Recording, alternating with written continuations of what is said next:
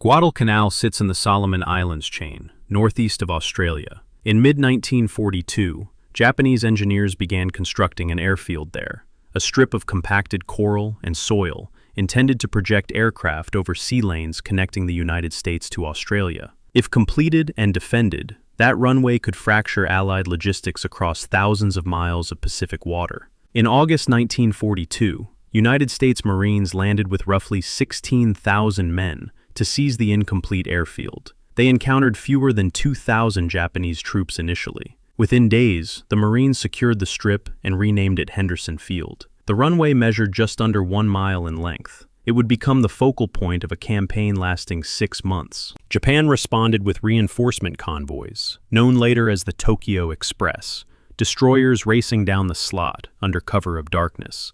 Each destroyer displaced roughly 2,000 tons and carried troops and supplies in drums and cargo nets. But destroyers were not cargo ships. They could not transport the tonnage required to sustain a full division in prolonged combat. Soldiers landed with rifles and limited ammunition. Heavy artillery and sufficient food stocks lagged. At sea, the campaign fractured into a series of naval collisions. The Battle of Savo Island in August 1942 saw Allied cruisers surprised and sunk in night combat, with thousands of tons of steel sliding beneath the surface. Yet each engagement eroded Japanese naval strength as well. Carriers lost at Midway earlier that summer could not be replaced quickly. Aircraft losses accumulated. Trained pilots became scarce. On land, the struggle condensed around jungle ridges and muddy riverbanks. Japanese infantry launched repeated assaults against Marine defensive lines. Casualty rates in certain attacks exceeded 50% within hours. Artillery shells weighing over 15 pounds burst in tree lines, splintering wood into lethal fragments. Machine guns overheated under sustained fire. Rations dwindled on both sides, but Japanese supply shortfalls became acute. Inside a foxhole near the Tenaru River, a Marine felt the vibration of naval gunfire offshore ripple through the ground. Sweat soaked uniforms in tropical humidity. Mosquitoes and disease weakened bodies already strained by combat. Across the lines, Japanese soldiers advanced at night, navigating terrain by memory and discipline, yet often without adequate food or artillery support. When I studied Japanese shipping manifests, alongside American naval intercept summaries from late 1942, I noticed a pattern of diminishing cargo capacity reaching the island. Allied submarines and aircraft sank transports carrying hundreds of tons of supplies before they could unload. Each sunk vessel reduced caloric intake available to troops ashore. Malnutrition eroded combat effectiveness long before bullets did. Industrial arithmetic compounded the strain. The United States, by 1943, was producing ships and aircraft in quantities measured in the tens of thousands annually. Escort carriers and transports replaced losses. Japan's shipyards could not match that output. Every cruiser or destroyer sunk represented steel and labor that could not be replenished at equal pace. The campaign culminated in January and February 1943, when Japanese High Command decided to evacuate remaining forces. Approximately 10,000 soldiers were extracted under cover of darkness. Of the roughly 30,000 Japanese troops committed over the campaign, many died from combat, disease, or starvation. American casualties were also severe, numbering in the thousands, but reinforcement and resupply continued at higher rates. Japan lost Guadalcanal because it underestimated American resolve, overextended supply lines dependent on vulnerable destroyers, and collided with an adversary whose industrial capacity outpaced replacement of ships and aircraft. The initial airfield intended to fracture Allied communication instead became a base from which American aircraft interdicted Japanese shipping. Steel hulls fractured in night battles. Aircraft engines stalled over contested waters. Troops on the island bled strength in a climate that punished weakness. The campaign eroded Japan's offensive capability in the Pacific and shifted initiative. If you are listening now, perhaps letting the rhythm of this story settle in the quiet of evening, imagine that narrow coral runway under moonlight. Aircraft parked wingtip to wingtip, jungle pressing in on all sides. Out at sea, destroyers move fast in darkness, engines humming, men calculating distance by dead reckoning. Gradually, fewer ships arrive. Fewer supplies reach shore. The noise thins. This is the entire history of why Japan lost the Battle of Guadalcanal. Chapter 1. the airstrip nobody wanted. The 19th of July, 1942. A flat coastal plain on the northern shore of an island most Japanese staff officers couldn't find on a map without help. The air is thick, not the poetic thickness writers like to invoke, but a measurable, suffocating density, hovering near 98% relative humidity at dawn, the kind that fogs a wristwatch crystal the moment you step out of shade. On this strip of cleared ground between the Lunga River and a coconut plantation, several hundred men are shoveling crushed coral into a surface that is meant to become a runway. They are not, most of them, Japanese soldiers. They are Korean conscript laborers, Okinawan construction workers, and a scattering of Imperial Japanese Navy Special Naval Landing Force personnel, whose primary qualification is that they were available. The tools are hand shovels, wheelbarrows, and a single heavy roller dragged by ropes. The runway they are building is meant to accommodate Mitsubishi A6M0 fighters, which need approximately 2,600 feet of hard surface to take off in tropical heat. The coral they are laying down will wash into a pink soup the first time it rains. Nobody has sent cement, nobody has sent steel matting, and nobody, this is the part I keep returning to, nobody from the Imperial Japanese Army has been formally asked to defend it. There is a document in the Japanese War History series, the Senshi Sosho, Volume 83, that I think captures the origin of the entire Guadalcanal disaster better than any battle map or ship diagram. It is a staff memorandum from the 8th Fleet, based at Rabaul, dated sometime in mid-June 1942, requesting labor allocations for the construction of an airfield on what the Japanese called Gato, their phonetic rendering of Guadalcanal. The memo is routine, bureaucratic, the kind of paper that gets initialed and filed. It lists material requirements. Approximately 3,200 cubic meters of coral gravel for the runway surface, timber for revetments, fuel for construction equipment that may or may not arrive. What it does not list, in any meaningful way, is a garrison. There is a column, or so the secondary accounts describe, where a figure for Imperial Japanese Army troops should appear. The number recorded is, effectively, 0.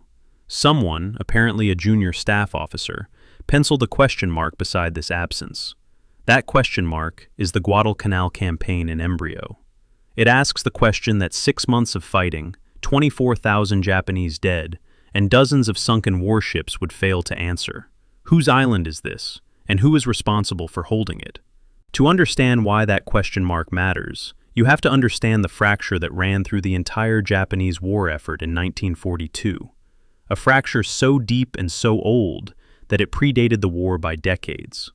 The Imperial Japanese Army and the Imperial Japanese Navy did not merely disagree about strategy.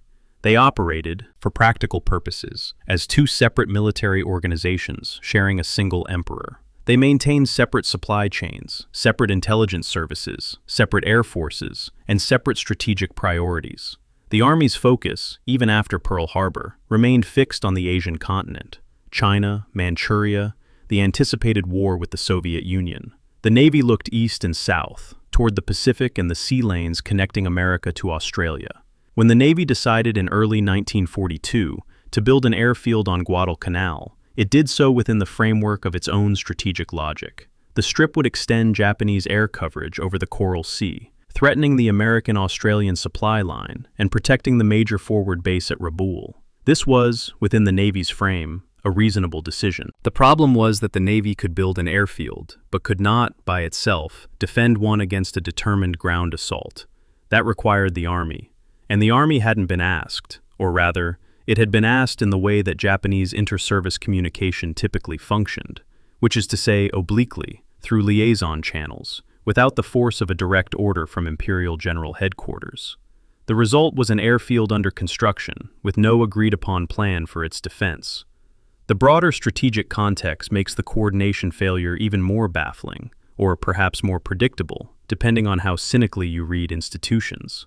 On the 7th of March, 1942, the Army and Navy General Staffs had signed a joint agreement called the Guidelines on the Future Prosecution of the War. This was supposed to be the master document governing Japan's second phase operations after the initial conquests in Southeast Asia.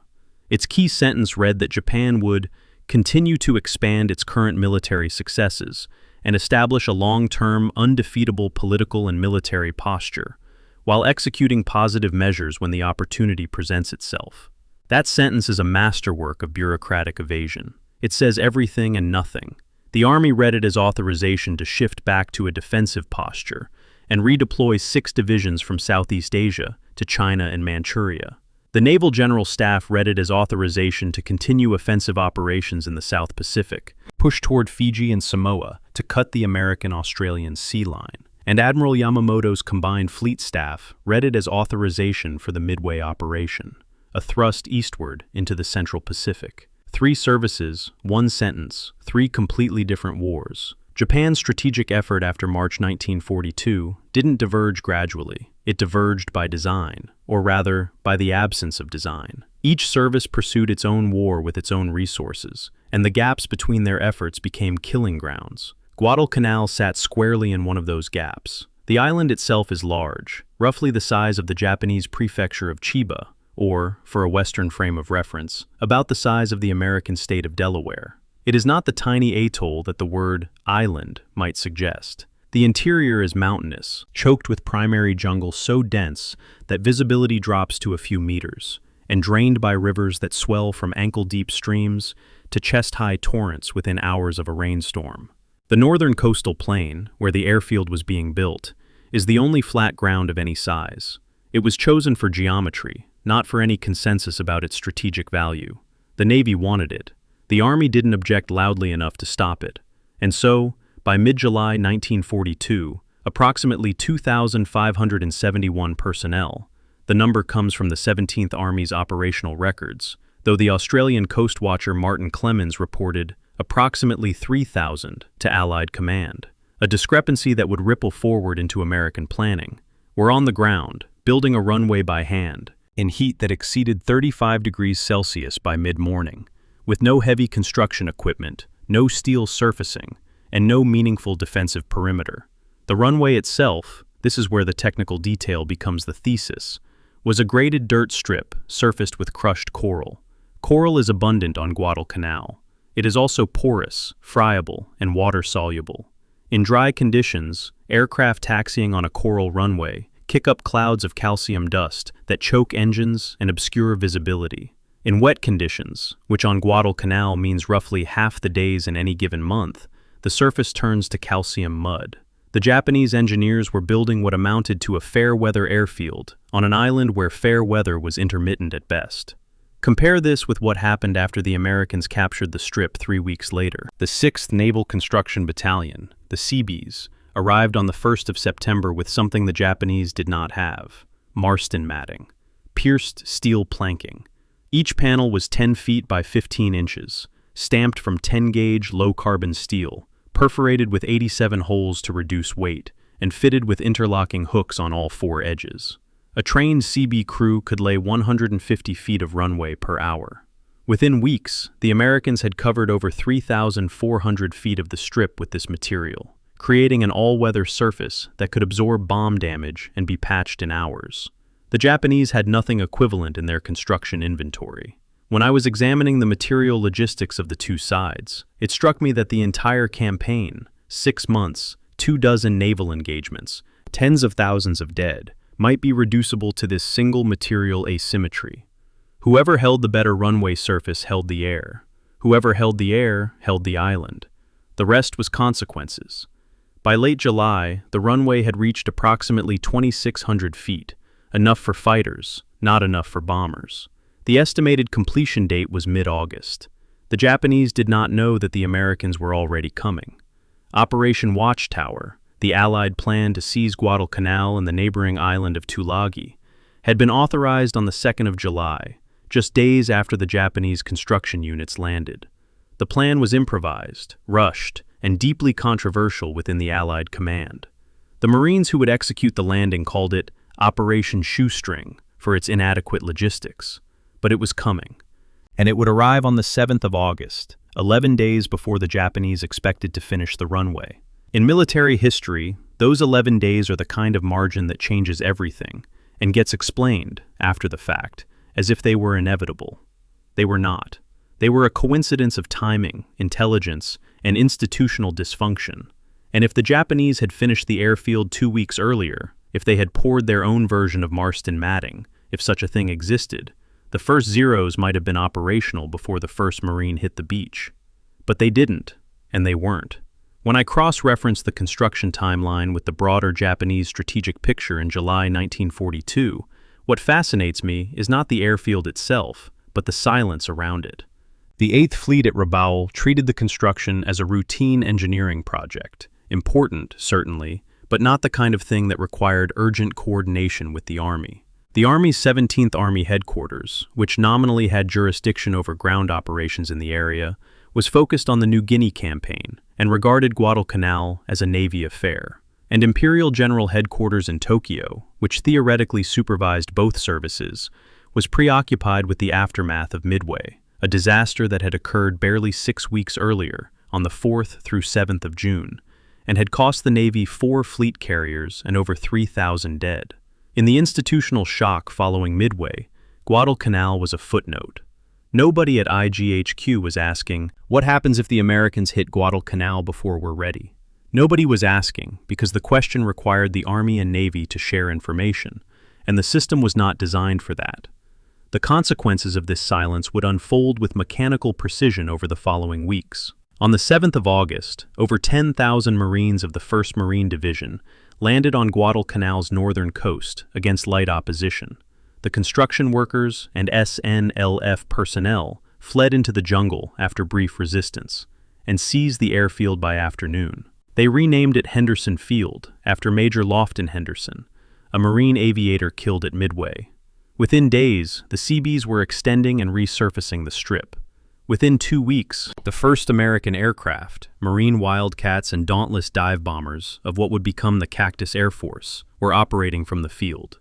The name Cactus was the Allied code name for Guadalcanal. It was not chosen for any botanical reason. It was simply the next item on a codename list.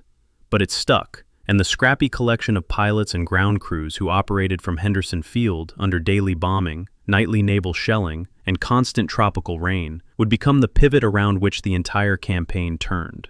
Henderson Field was the prize. It was always the prize, and Japan had built it, lost it in a single afternoon, and would spend the next 6 months trying to take it back, with forces that were never sufficient, plans that were never coordinated, and logistics that were never adequate. The airfield that nobody in the Japanese high command had bothered to properly garrison became the most fought-over piece of real estate in the Pacific War. The irony, if that word is strong enough, is that the March 7th agreement, the one with the beautifully ambiguous sentence about positive measures when the opportunity presents itself, had been designed to prevent exactly this kind of overextension. The Army wanted consolidation, the Navy wanted expansion. The compromise was a sentence that let both sides do what they wanted, which meant that neither side checked what the other was doing. The airfield on Guadalcanal was the Navy's project, built in the Navy's area of responsibility, for the Navy's strategic purposes. But defending it against a ground assault was an Army problem. And the Army wasn't ready, because the Army hadn't been told in time, hadn't been consulted in substance, and hadn't allocated forces. This is the structural failure that no amount of bravery at the tactical level could repair. You can send the most courageous soldiers in the world to fight for an airfield. If the decision to build it was made without coordinating its defense, you have already lost. The question mark in the staff memo, the one beside the empty column for garrison troops, was answered on the 7th of August, 1942. The answer was nobody. The sounds of that first day would fade into the routine grind of construction, patrols, and mosquitoes. The Marines dug in, the Seabees laid matting, the jungle, indifferent to both flags, continued its patient work of rot and regrowth along every edge of the clearing. Somewhere in the captured Japanese camp, Marines found construction tools, bags of rice, and engineering plans for the runway, complete with projected completion dates that now belonged to a timeline that no longer existed. The plans were in Japanese. They were forwarded to intelligence. They were translated, filed, and eventually archived. Decades later, they would join the vast paper sediment of the war, one more document in a story that began not with a battle, but with a construction project, a staff memo, and a question mark that nobody answered until it was too late. The runway sits there still, paved over, expanded, renamed Honiara International Airport, the only commercial airfield in the Solomon Islands. Flights land daily. The coral is buried under asphalt. The Marston matting was pulled up long ago. But the geometry hasn't changed. It is still the only flat ground on the northern coast. Chapter 2. 37 Minutes of Genius, 6 Months of Consequences. The 9th of August, 1942. 0133 hours. The waters between Savo Island and the northern coast of Guadalcanal are black. Not dark, not dim, but the absolute lightless black of a tropical sea on a night with heavy overcast. The surface temperature of the sound is approximately 29 degrees Celsius, warm enough that the water barely cools the steel hulls cutting through it. There are ships in this darkness, Allied ships, heavy cruisers and destroyers arranged in 2 screening groups to protect the transport anchorage at Lunga Point. They have been there for roughly 36 hours, covering the marine landings. The crews are exhausted. The radar watch is uneven. Aboard the Australian heavy cruiser Canberra, the radar operator has, according to subsequent investigation, stepped away from his set. Into this gap, moving at 26 knots in a tight column, come 7 Japanese warships under the command of Vice Admiral Gunichi Mikawa, 5 heavy cruisers, 2 light cruisers, and a single destroyer. They have sailed down from Rabaul through the slot, the channel running through the center of the Solomon Islands chain, and they have not been detected. What follows will last approximately 37 minutes. It will be the worst defeat the United States Navy suffers in a fair surface engagement in the entire war. The source material for what happened next is fractured in ways that tell their own story. The Allied after-action reports are long, detailed, and agonized, the kind of documents written by men trying to understand how a catastrophe occurred on their watch. The Japanese 8th Fleet Action Report is, by contrast, almost terse, the satisfied brevity of a force that executed its plan and withdrew. The American damage reports for the 4 heavy cruisers lost, Vincennes, Quincy, Astoria, and the Australian Canberra, run to hundreds of pages, cataloging hull breaches, torpedo impact locations, fire spread patterns, and crew casualty figures with the grim precision of forensic pathology. The Japanese report notes torpedo launches, observed hits, and ammunition expenditure. Between these 2 stacks of paper lies a basic disagreement that matters more than it might seem. Japanese records credit torpedo hits, specifically the Type 93 Long Lance torpedo, as the primary mechanism of destruction on all 4 cruisers. The American damage assessments for Vincennes, however, attribute her fatal damage primarily to gunfire, not torpedoes. This is not a minor bibliographic quibble. The Long Lance torpedo was the Japanese Navy's secret weapon, a 24-inch oxygen-propelled torpedo with a warhead of 1,080 pounds of Type 97 explosive, nearly double the warhead of the American Mark 15, and propelled by a kerosene-oxygen engine that produced no visible wake. If the Long Lance was the decisive killer at Savo Island, then Japan's pre-war investment in torpedo technology was vindicated, and its tactical doctrine was sound. If gunfire was equally or more important, the Long Lance legend is overstated. The answer matters because it shaped how both navies fought for the rest of the Solomons campaign. The Americans, believing the Long Lance was omnipotent, became overly cautious in night surface actions for months. The Japanese, believing their torpedoes were supreme, continued to rely on them in situations where gunfire might have served better. What is not in dispute is the scale of the result. In those 37 minutes, Mikawa's force sank 4 Allied heavy cruisers, more than 60,000 tons of warship, and killed over 1,000 Allied sailors. Japanese losses amounted to superficial damage to 3 cruisers and approximately 35 killed. The disparity is staggering. It was, in raw exchange terms, the most lopsided surface naval victory of the Pacific War. The Japanese used their superiority in night fighting training, years of practice with night optics, star shell coordination, and torpedo salvos, to devastating effect. They also benefited from the Type 93's invisible wake. The Americans literally didn't see the torpedoes coming. Aboard Quincy, the ship was struck by at least 3 torpedoes and raked by gunfire before her captain, who had been asleep, reached the bridge. She capsized and sank at 0235. Aboard Vincennes, the situation was equally chaotic. Her captain initially believed the star shells illuminating his ship had been fired by friendly forces. By the time the error was recognized, Vincennes was already absorbing hits. She sank at 0250. Astoria fought on longer, her guns engaging Japanese targets even as fires consumed her superstructure. But she too was fatally wounded and sank the following afternoon. Canberra, hit early in the engagement by at least 2 torpedoes, lost power, and was eventually scuttled by American destroyers. 4 ships, 37 minutes, over 1,000 dead. The technical specifications of the weapon that made this possible deserve a moment of focused attention, because the Long Lance was not merely a good torpedo, it was a generational leap that the Americans didn't even know existed. The Type 93 was 29.5 feet long and weighed approximately 5,750 pounds at launch. Its propulsion system used compressed oxygen instead of compressed air, which eliminated the telltale bubble trail that marked American and British steam torpedoes. At its medium speed setting of 36 knots, it had a range of 40,000 meters, over 21 nautical miles. No Allied torpedo came close to this range. The warhead packed 490 kilograms of explosive, enough to break the keel of a heavy cruiser with a single hit.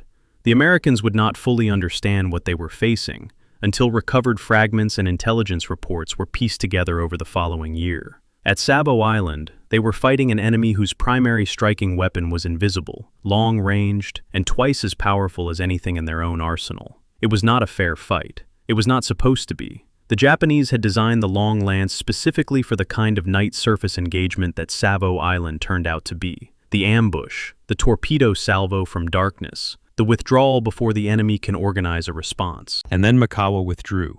This is the fact that transforms a tactical masterpiece into a strategic puzzle. At approximately 0220 hours, less than 50 minutes after the first shots, Mikawa ordered his force to turn north and retire toward Rabaul. His cruisers were largely intact, his torpedo tubes were being reloaded, and approximately 20 miles to the south, anchored off Lunga Point in neat rows, sat the American transport fleet, the ships carrying the 1st Marine Division's food, ammunition, medical supplies, and heavy equipment. They were virtually undefended. The screening force that was supposed to protect them was, at that moment, burning and sinking in the waters north of Savo. A turn south instead of north would have put Mikawa's heavy cruisers among the transports within an hour. The transports were thin-skinned cargo vessels. They carried no armor. They had minimal anti-aircraft armament, and no anti-surface weapons of consequence. Against 7 cruisers, they would have been a slaughter. The Marines ashore would have been cut off from their supply line completely. When I read Captain Toshikazu Omai's post-war testimony, Omai was Mikawa's chief of staff aboard the heavy cruiser Chokai. I keep returning to one detail. Omai told the American interrogators that the question of the transports was raised on the bridge. He described the discussion as lasting perhaps 2 or 3 minutes. In those 2 or 3 minutes, Mikawa weighed his options and chose to leave. His reasons, as reconstructed from multiple post-war sources, were straightforward. He believed American carrier aircraft would find and attack his force at dawn, and he did not want to risk his cruisers in waters where air cover was unavailable. It was a professionally sound decision based on the information he had. It was also wrong. The carriers weren't there. Vice Admiral Frank Jack Fletcher, commanding the carrier task force supporting the landings, had withdrawn his 3 carriers, Enterprise, Saratoga, and Wasp, on the afternoon of the 8th of August, roughly 10 hours before Savo Island. Fletcher's withdrawal was itself deeply controversial. He cited the need to refuel his destroyers and concern about Japanese air attack. His departure left the transports without air cover, and, more importantly, left Mikawa's force without the threat that Mikawa feared most. The irony compounds upon itself like layers of varnish on old wood. Fletcher withdrew his carriers because he feared Japanese air attack. Mikawa withdrew his cruisers because he feared American air attack. Both sides fled from threats that did not exist. The Americans were afraid of Japanese planes that never came. The Japanese were afraid of American planes that had already left. The result was that neither side exploited their advantage, and the transports, the actual strategic prize, survived by default. When I was cross-referencing Mikawa's decision timeline with Fletcher's withdrawal order, I found the symmetry almost too neat, almost literary. 2 admirals, on opposite sides, making mirror-image decisions driven by mirror-image fears, and the consequence of both decisions falling on the same point, the survival of the American logistics chain. If either admiral had acted differently, if Fletcher had stayed, or if Mikawa had turned south, the entire Guadalcanal campaign might have played out on fundamentally different terms. The transport fleet anchored off Lunga Point carried an estimated 18,500 tons of supplies. This number matters in a specific, concrete way that goes beyond abstraction. The 1st Marine Division had landed with a fraction of its planned supply load. The Japanese air attacks on the 8th of August had forced an early halt to unloading, and by the time Mikawa's cruisers withdrew, roughly 60% of the division's supplies were still aboard the ships. If Mikawa had destroyed even half of the transport fleet, a conservative estimate given the combat power available to him, the Marines would have been left with fewer than 4 days of ammunition and approximately 17 days of food. General Vandegrift later acknowledged that the supply situation was already precarious. Remove the transports, and precarious becomes untenable. Henderson Field, captured that same day, would have become a prize without a garrison capable of holding it. The runway would have been useless without fuel for aircraft, ammunition for defense, or food for the men guarding the perimeter. The entire American toehold on Guadalcanal, the toehold that would become the first Allied ground offensive of the Pacific War, depended on ships that survived only because a Japanese admiral was afraid of airplanes that weren't there. The aftermath at Rabaul was celebration. Mikawa was congratulated. The scale of the victory, 4 heavy cruisers sunk, over 1,000 enemy dead, minimal Japanese casualties, was the kind of result that gets framed and hung on a headquarters wall. What did not happen was a serious after-action review questioning whether the withdrawal was premature. The question of the transports was not raised in any formal post-war Japanese assessment that I have found. It simply wasn't part of the conversation.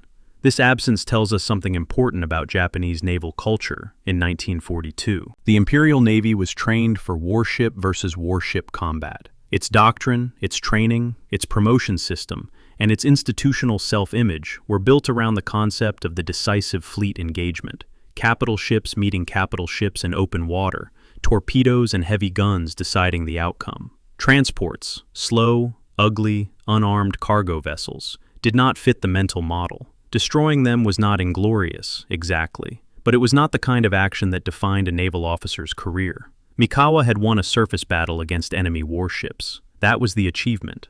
The fact that the surface battle was ultimately irrelevant to the campaign's outcome, that the transports, not the cruisers, were the center of gravity, was a distinction the institutional culture was not equipped to make. For the Americans, Savo Island was a trauma that took months to process. The Navy convened investigations. Officers were quietly reassigned. The institutional lessons were painful but productive. Radar doctrine was revised. Night fighting training was expanded, and the assumption that Allied ships could operate casually in waters within range of Japanese surface forces was permanently retired. The bodies of the dead were largely unrecovered. The waters where the cruisers sank would earn the name Ironbottom Sound before the campaign was half over, and Savo Island was the first major deposit in that grim account. For the families of the 1,077 Allied sailors killed, the battle produced telegrams that arrived in small towns across America and Australia in the weeks that followed.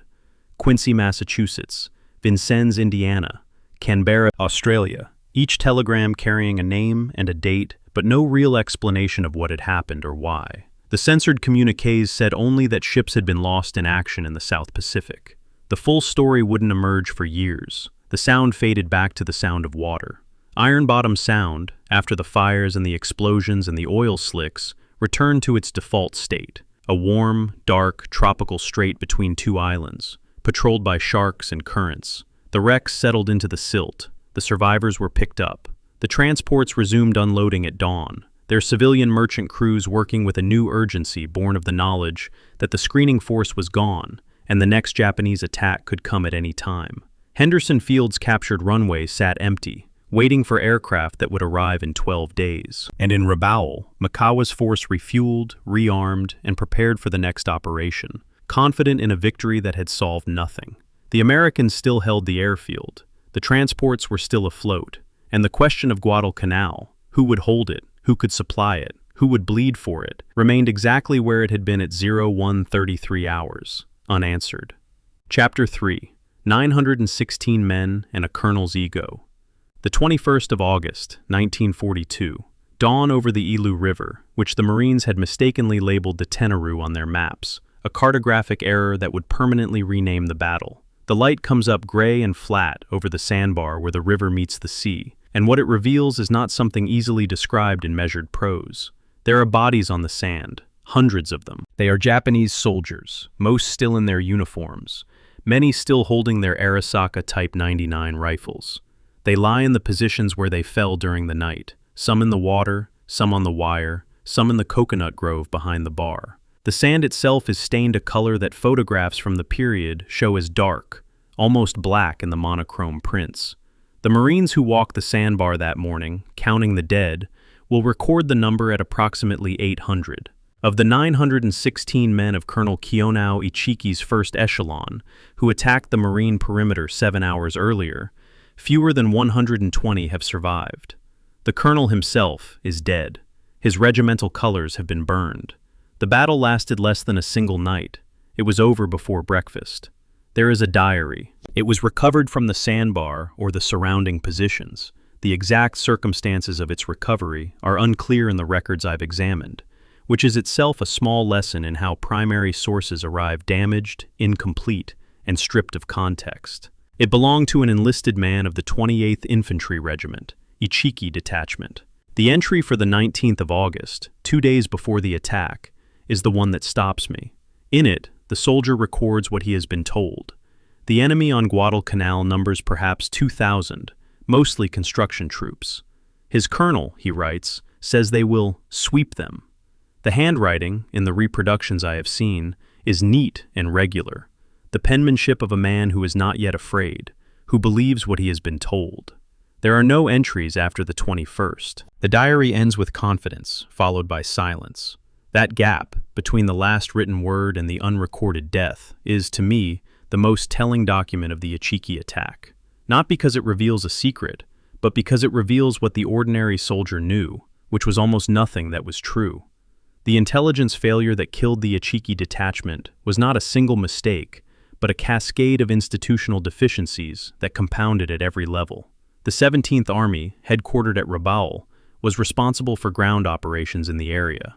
Its estimate of American strength on Guadalcanal, issued to Ichiki before his departure, was approximately 2,000, mostly construction troops. This estimate was derived from aerial reconnaissance conducted by Navy Type 1 land attack planes, the aircraft the Allies called Betty bombers, flying at high altitude over the northern coast. The photographs showed tents, some vehicle activity near the airfield, and the general outline of a perimeter. From these images, the intelligence staff extrapolated a garrison of 2,000. The actual figure on the 18th of August, when Ichiki landed, was approximately 11,000 Marines of the 1st Marine Division, dug in, wired in, and supplied with heavy weapons including 37mm anti-tank guns, water-cooled 50 caliber machine guns, and 5 M2A4 light tanks. The intelligence estimate was off by a factor of roughly 5.5. The methodology that produced this error was not photographic. The cameras worked fine. It was doctrinal. The Imperial Japanese Army in 1942 lacked a dedicated signals intelligence capability for the South Pacific, had no ground truth verification process for aerial reconnaissance, and had no institutional habit of questioning optimistic assessments. They counted tents. They guessed. They were wrong by nearly 10,000 men. Colonel Ichiki's own decision-making compounds the intelligence failure with a layer of personal culpability that the records do not fully explain. His orders from the 17th Army were explicit: land with the first echelon of 916 men, reconnoiter the American positions, and wait for the second echelon, an additional 1,500 troops, to arrive by subsequent destroyer run before attacking. Ichiki ignored the second half of these orders. He landed at Taivu Point on the night of the 18th, gathered his force, and marched directly toward the Marine perimeter. He did not reconnoiter in any meaningful sense. He did not wait for his second echelon. He attacked on the night of the 20th to 21st with fewer than 1,000 men, against a force he believed numbered 2,000, but which actually numbered 11,000. Why? The official records offer no explanation from Ichiki himself. He destroyed his regimental colors and was killed during or after the battle, and his personal papers, if they existed, did not survive. Post-war interrogation of Japanese staff officers suggests that Ichiki believed the Americans were garrison-quality troops, who would break under a determined bayonet charge. The Marines' after-action reports described the Japanese assault as tactically rigid, a frontal night attack in column formation, directly into prepared defenses, with no flanking maneuver and no supporting fire. The technical disparity between the two forces on that sandbar was not subtle. Ichiki's men carried Arisaka rifles, bayonets, grenades, and a small number of light machine guns, the Type 99, a squad automatic weapon that weighed approximately 10 kilograms and fired the 7.7mm round. They had no artillery. They had no mortars heavier than the 50mm knee mortar, a misnamed weapon that was actually a grenade discharger, fired from a base plate, not the knee. They had no anti-tank weapons. The Marine perimeter they attacked was defended by barbed wire, sandbag emplacements, 37mm anti-tank guns capable of firing canister rounds, essentially giant shotgun blasts, at close range, water-cooled Browning 50 caliber machine guns with interlocking fields of fire, and the 5 M2A4 light tanks of the 1st Tank Battalion. When the Ichiki Detachment crossed the sandbar and hit the wire, they walked into a volume of fire that no infantry formation of that era, regardless of training or morale, could have survived. The tanks were brought forward during the morning and used to roll over Japanese positions on the sandbar and in the coconut grove. The result was less a battle than a mechanical process of destruction. When I was working through the surviving Japanese accounts of the Ichiki attack, fragmentary as they are, what struck me was not the courage of the soldiers, which is not in question, but the complete absence of tactical adaptation. There is no evidence in any source I've examined that Ichiki attempted to probe the perimeter before committing his main force, that he sent scouts forward to identify the wire and the machine gun positions, or that he had any plan beyond a direct frontal assault. This was not because he was incompetent as an individual.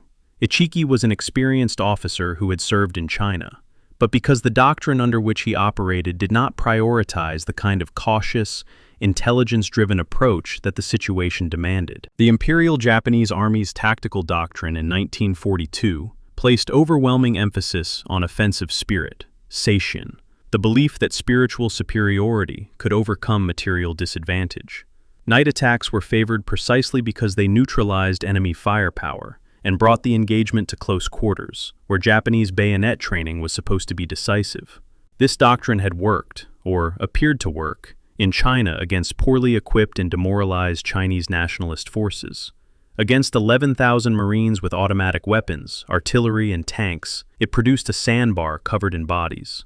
There is another dimension to the Ichiki disaster that is easily missed if you focus only on the battle itself. The Ichiki Detachment was not formed for Guadalcanal. It was originally the Midway Island Occupation Force, the unit designated to garrison Midway after the Japanese Navy captured it during the operation in early June 1942. The detachment had been loaded onto transport ships, sailed toward Midway, and was turned around after the Japanese defeat at the Battle of Midway on the 4th through 7th of June. The men had trained for an atoll garrison mission. They were equipped for garrison duty, light weapons, minimal heavy equipment, no jungle warfare training. They had no machetes for trail cutting, no experience with tropical terrain, and no understanding of Guadalcanal's geography. They were the wrong unit for the wrong island, sent there not because they were suited to the task, but because they were available. To me, this is the detail that reframes the Ichiki attack from a story of individual foolishness to a story of institutional carelessness. The 17th Army didn't send Ichiki because he was the best choice. They sent him because he was the nearest choice. The distinction cost 800 lives. The Marine casualties from the battle were 44 killed and 71 wounded, a ratio of roughly 18 Japanese dead for every American killed. These numbers were tallied precisely in the 1st Marine Division's war diary, which records the engagement with the clinical specificity of a unit that had expected this fight and was not surprised by its outcome. The diary notes that the Japanese dead were searched for documents, maps, and personal effects.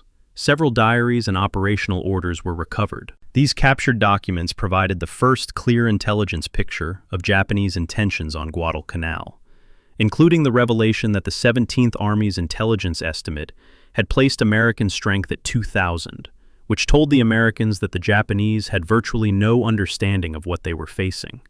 This information was forwarded up the chain to Admiral Gormley, at COMSOPAC headquarters, and contributed to a growing understanding that Japan would continue to underestimate the forces on Guadalcanal and attack piecemeal. It was a pattern that would repeat, with larger forces and greater losses, in September and again in October. After the battle, the bodies on the sandbar were bulldozed into mass graves by marine engineers. This was a practical decision. In tropical heat, decomposition is rapid, and the disease risk from unburied corpses is severe. But it also meant that individual identification of the Japanese dead was largely impossible. The regimental colors of the 28th Infantry Regiment, which Ichiki had burned before his death, were recovered as charred fragments. The tradition of burning colors before capture was deeply embedded in Japanese military culture. The colors represented the regiment's honor, bestowed by the emperor, and their loss or capture was considered the ultimate disgrace. Ichiki's decision to burn them was an acknowledgement that the battle was lost and the regiment destroyed. Whether Ichiki died by his own hand or by enemy fire remains disputed in the sources. Some post-war Japanese accounts suggest ritual suicide, while American reports are ambiguous.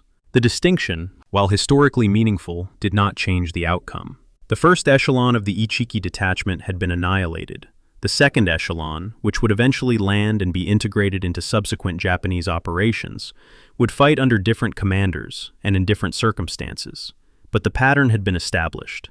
Underestimate, attack with insufficient force, die on the perimeter.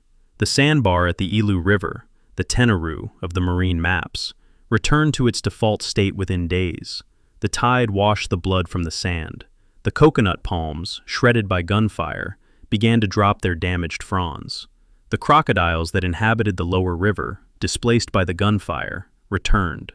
The Marines reinforced their perimeter, extended the wire, and continued improving Henderson Field. The Japanese at Rabaul received reports of the Ichiki Detachment's destruction and began planning the next attack. Larger, they promised themselves, with more troops and better coordination. The lesson they drew from Ichiki's failure was not that the intelligence was wrong or the doctrine was flawed. The lesson they drew was that the force had been too small. It was the most dangerous lesson possible because it was partially true. The force had been too small, but it had also been too poorly informed, too rigidly commanded, and too badly equipped.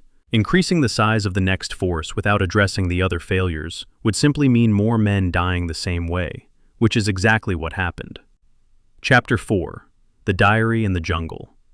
The 31st of August, 1942, Shortland Island, a small anchorage in the Western Solomons that served as a forward staging point for Japanese forces heading south toward Guadalcanal. Somewhere in this anchorage, the exact berth is not recorded in the source I've worked from, a troopship is loading soldiers of the Kawaguchi Detachment, commanded by Major General Kiyotake Kawaguchi. The men carry their standard field packs, rifle, bayonet, ammunition pouches, entrenching tool, mess kit, canteen, and rations.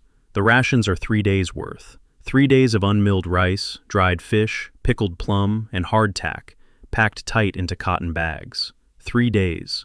The operation they have been briefed on is described as short. The island they are heading toward is roughly 1,000 kilometers away.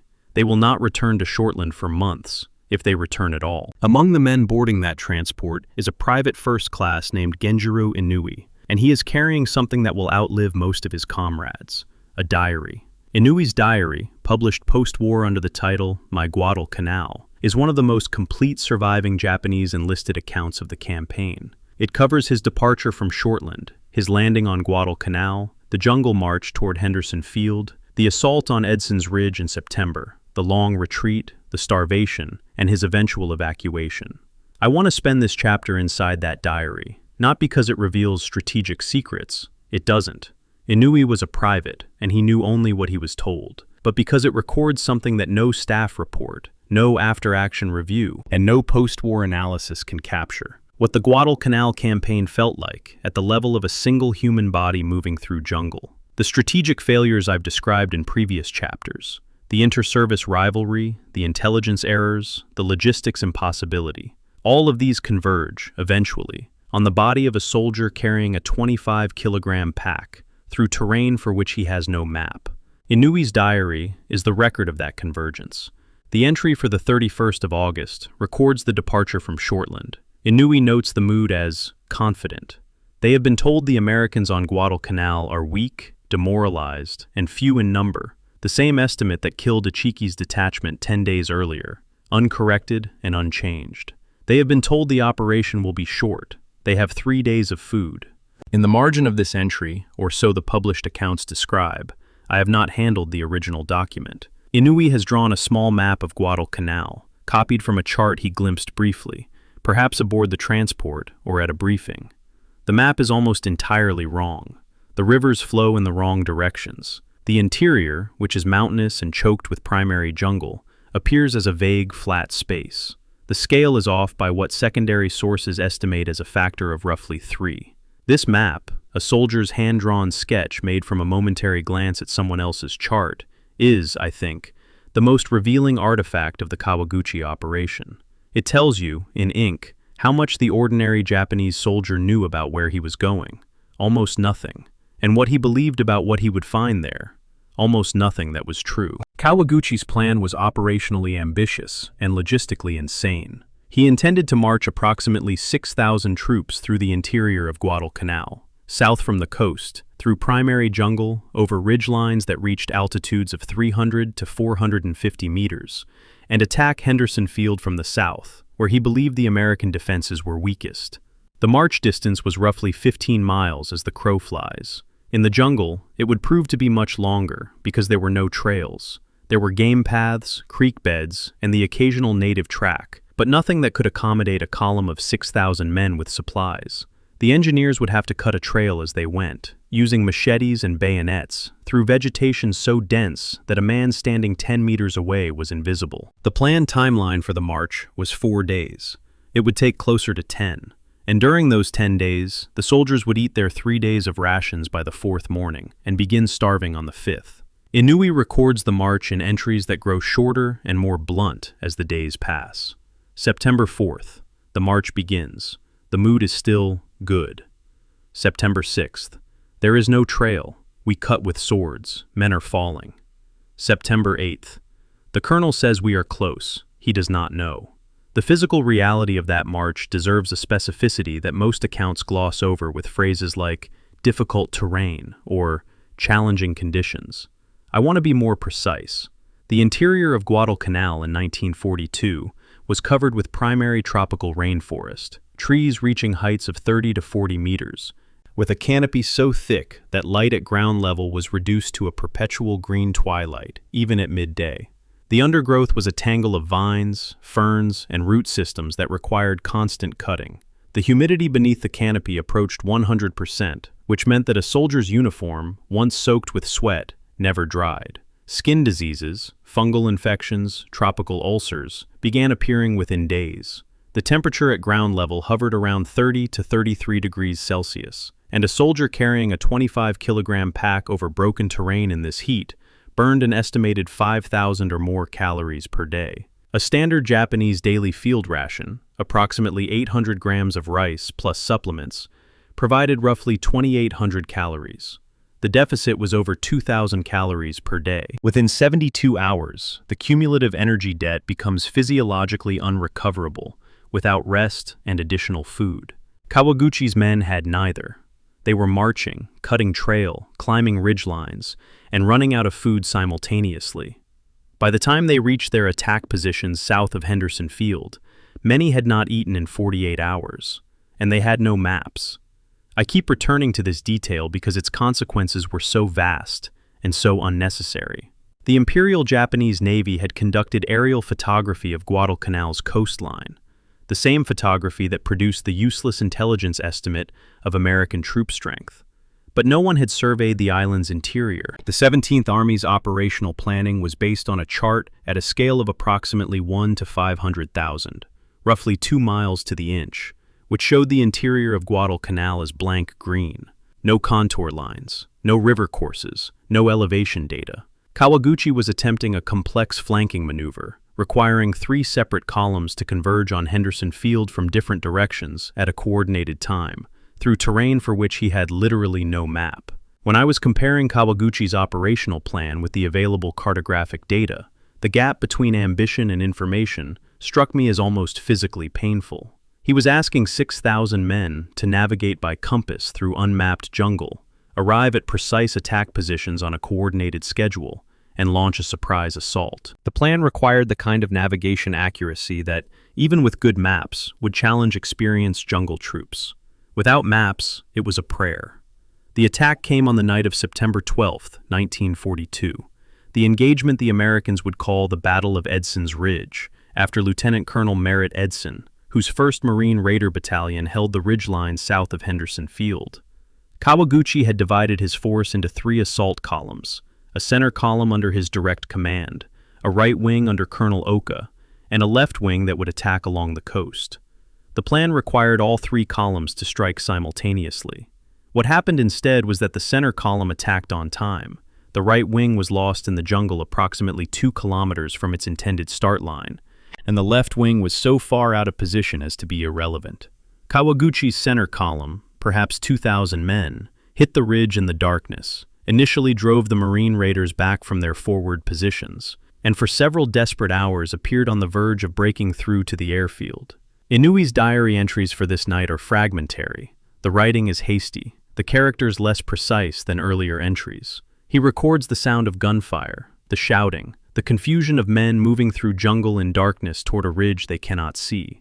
The Marines, by contrast, had the advantage of prepared positions, pre-registered artillery coordinates, and illumination rounds that turned the jungle into a strobing white landscape where the Japanese were visible and the Marines were behind cover. It fascinates me, and disturbs me in equal measure, how the official Japanese account of Edson's Ridge and the diary account of the same event exist in almost entirely different vocabularies.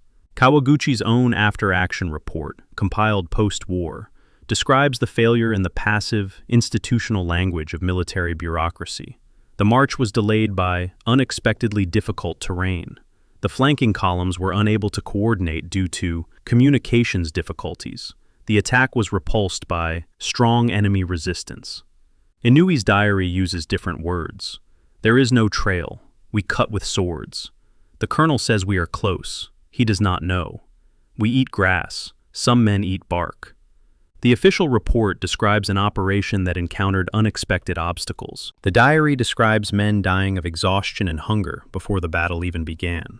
The gap between these 2 registers, the bureaucratic and the personal, is, I think, the most important historiographical lesson of Guadalcanal's ground campaign. The official record tells you what the institution wanted to believe had happened. The diary tells you what actually happened. They are not the same story. The aftermath of Edson's Ridge was not a clean tactical resolution, but a slow, biological unraveling. Kawaguchi had lost approximately 1,200 killed and wounded in the attack itself, a severe blow to a force of 6,000. But the greater damage was inflicted by the retreat. Unable to go back the way he came, the trail he had cut was too narrow for an organized withdrawal. Kawaguchi led his surviving troops westward along the coast, through more jungle, toward Japanese positions near the Matanakau River. The march took days. Men who had been wounded in the attack and could not walk were left behind. Men who had collapsed from exhaustion and starvation were left behind. Inui records the names. He lists them, entry after entry, as the days pass. The names of men who sat down beside the trail and did not get up. The list grows longer. There is no drama in these entries. There is no heroic framing. There is just a man writing down the names of other men who died beside him, one after another, in a jungle that nobody in Tokyo had bothered to map. The costs of the Kawaguchi attack, fully tallied, exceeded the 1,200 battle casualties. Hundreds more died during the retreat from starvation, malaria, and dysentery. The Kawaguchi Detachment, which had landed on Guadalcanal as a reasonably effective fighting force, emerged from the September operation as a collection of sick, starving, demoralized men who would not be capable of sustained combat operations for weeks.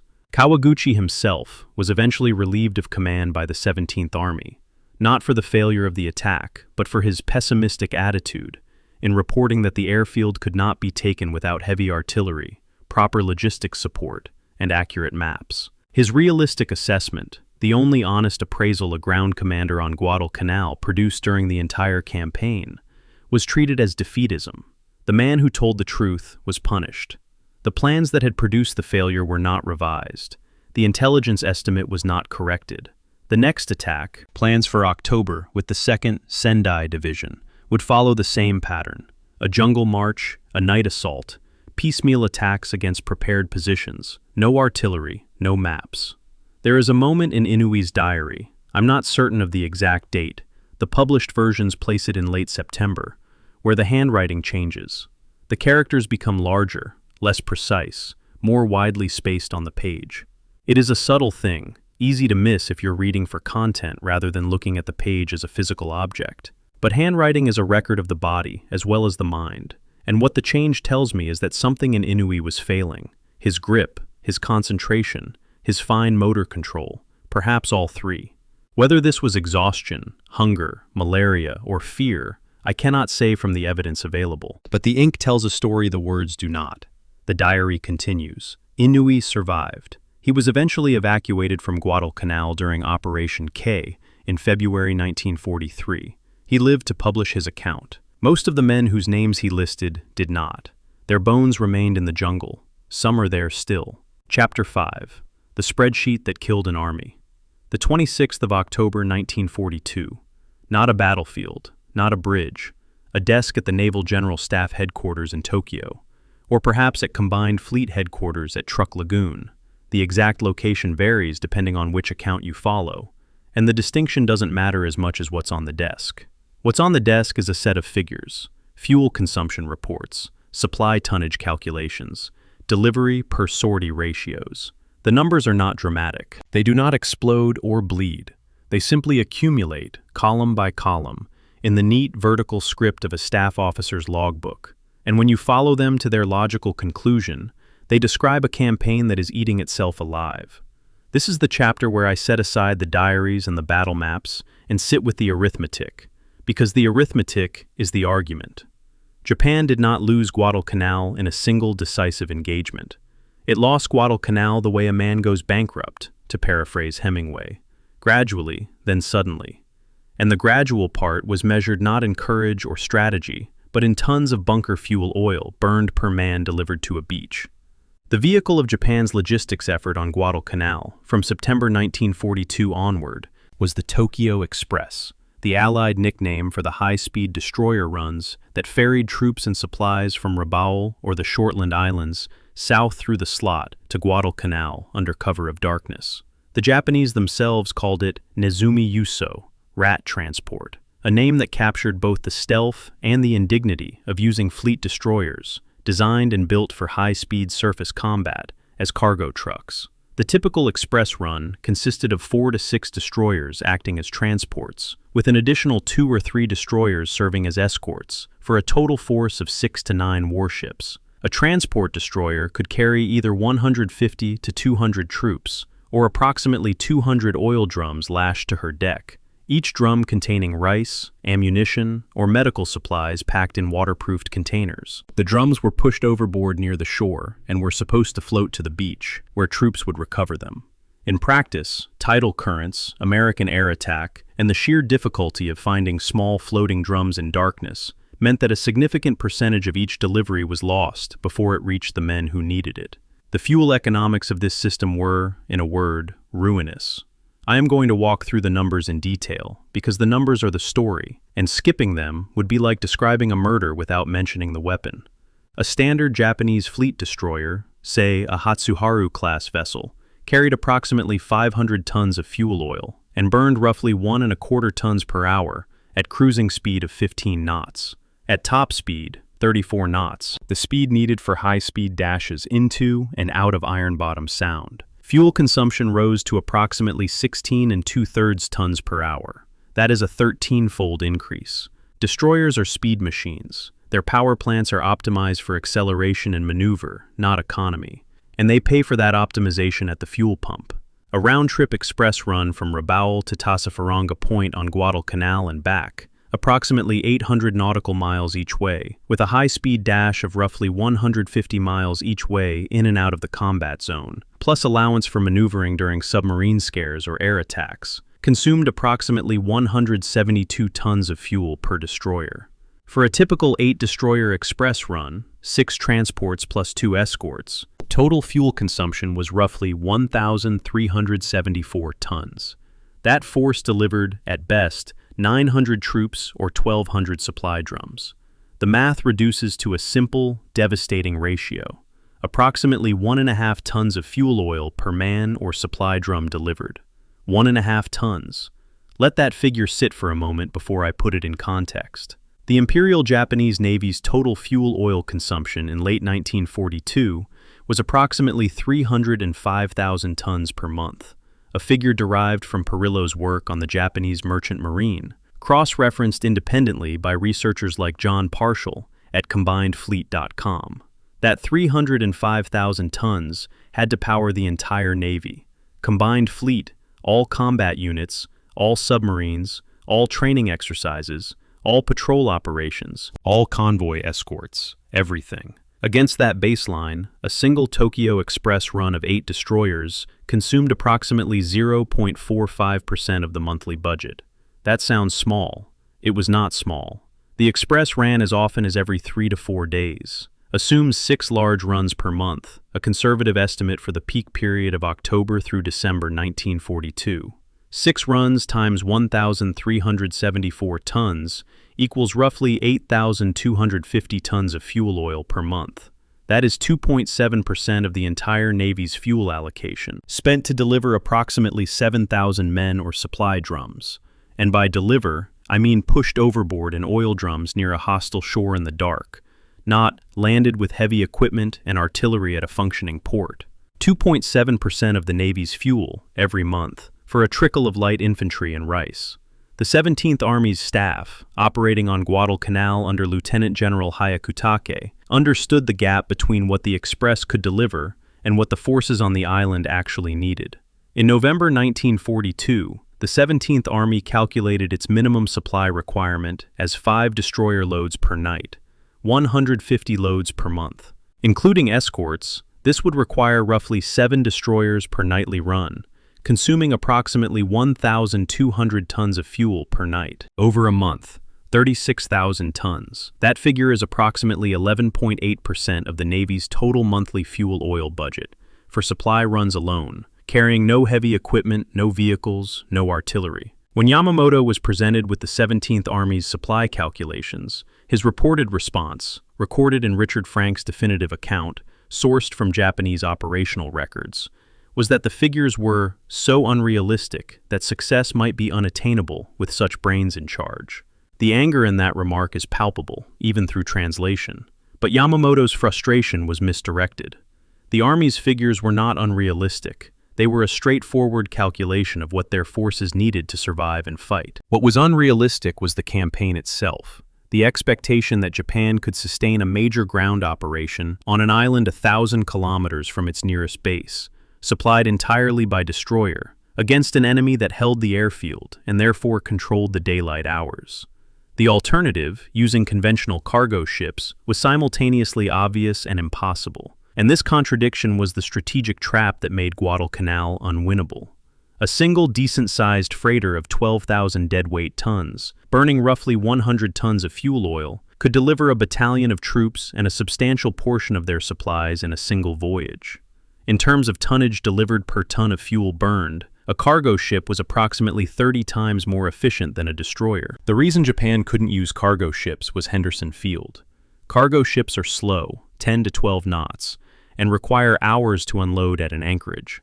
During those hours, they are stationary targets. Henderson Field's aircraft, the Cactus Air Force's SBD Dauntless dive bombers, and later Army P-39 Cobras, had demonstrated repeatedly that they could find and sink transport ships within range of the airfield.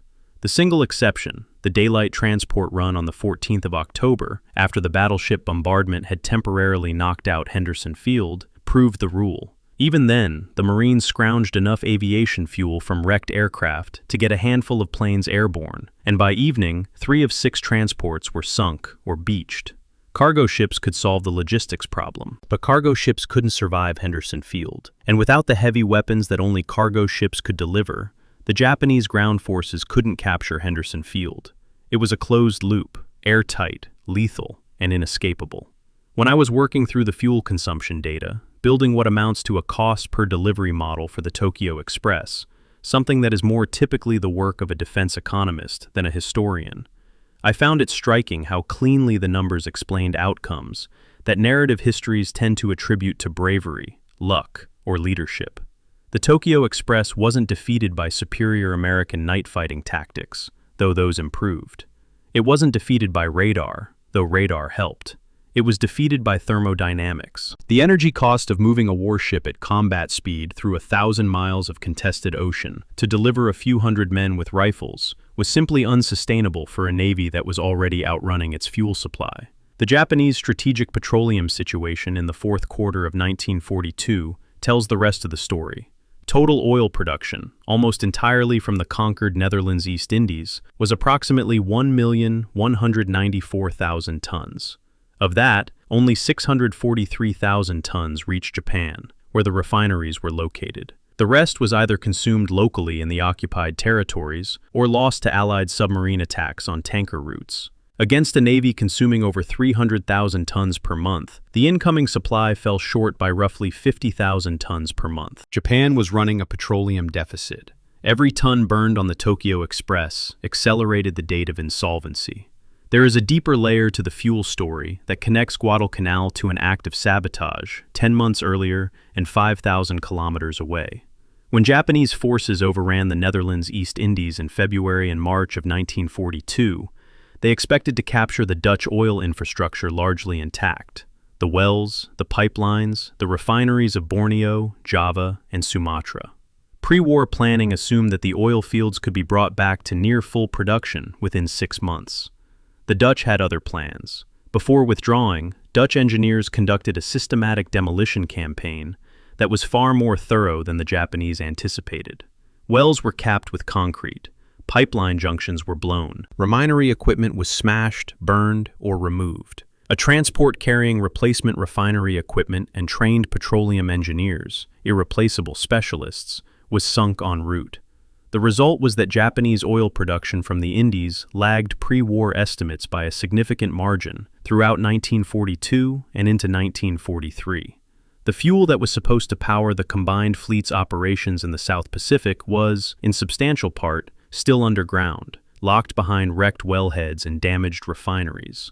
A Dutch engineer with a demolition charge in February 1942 shaped the outcome of a battle on Guadalcanal in October. This isn't a metaphor, it's a pipeline. The scenario that haunted Yamamoto, and that fuel constraints prevented him from executing, was what I'll call the Bombardment Deluxe, bringing the super battleships Yamato and Musashi, along with an escort of heavy cruisers and destroyers, down from Truk to bombard Henderson Field into permanent inoperability.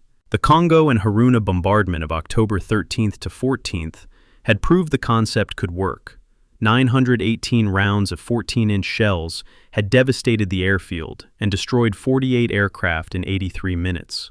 If Yamato and Musashi, with their 18.1-inch guns, the largest naval rifles ever mounted on a warship, could repeat the bombardment at even greater intensity, Henderson Field might have been neutralized for days, opening a window for conventional transport ships. Yamamoto proposed this operation.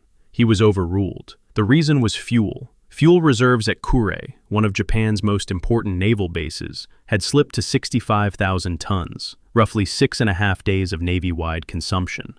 The round trip from Truk to Guadalcanal for a force built around Yamato and Musashi would have consumed approximately 15,535 tons of oil, over 5% of the Navy's monthly budget in a single mission. And one mission wouldn't have been enough. Airfields repair themselves. You have to keep hitting them. A sustained bombardment campaign would have required multiple trips, consuming fuel at a rate that the strategic reserve simply could not support. The arithmetic closed the trap. Japan couldn't afford to send its battleships. It couldn't afford to run the Tokyo Express at the scale needed to sustain the 17th Army. It couldn't use cargo ships because Henderson Field's aircraft would sink them. And it couldn't neutralize Henderson Field because it couldn't land the heavy weapons needed to capture it. And it couldn't bombard it with battleships because it couldn't afford the fuel. Every option led back to the same constraint: petroleum. This was not the kind of constraint that appears in dramatic narratives. There was no moment of crisis, no single engagement where the fuel ran out. There was just a ledger, maintained by staff officers whose names do not appear in popular histories, showing expenditure exceeding income by a widening margin each month. The Tokyo Express continued to run into December, smaller runs, fewer destroyers, diminishing returns, not because the logistics made sense, but because the alternative was admitting that the campaign was lost. And no one in the Japanese command structure, from Rabaul to Tokyo, was prepared to put that admission in writing. The fuel logs knew, the staff officers knew, the men on Guadalcanal, eating grass and tree bark, knew. The paperwork needed another 2 months to catch up with the reality.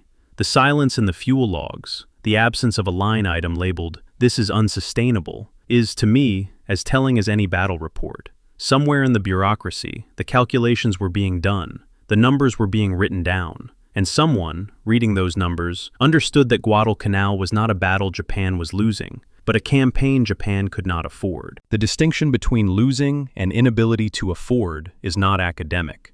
Losing implies that a different decision, a better general, a bolder attack, could have changed the outcome. Inability to afford implies that the outcome was determined by constraints that no decision at the operational level could alter. The fuel data supports the second interpretation, and the men who died on Guadalcanal, 24,000 of them, most from starvation and disease, died not because their commanders were incompetent, though some were, or because their courage was insufficient, which it was not, but because the campaign's material requirements exceeded Japan's material capacity by a margin that no amount of sation could close. Chapter 6. The Ridge That Broke the Pattern. The 12th of September, 1942.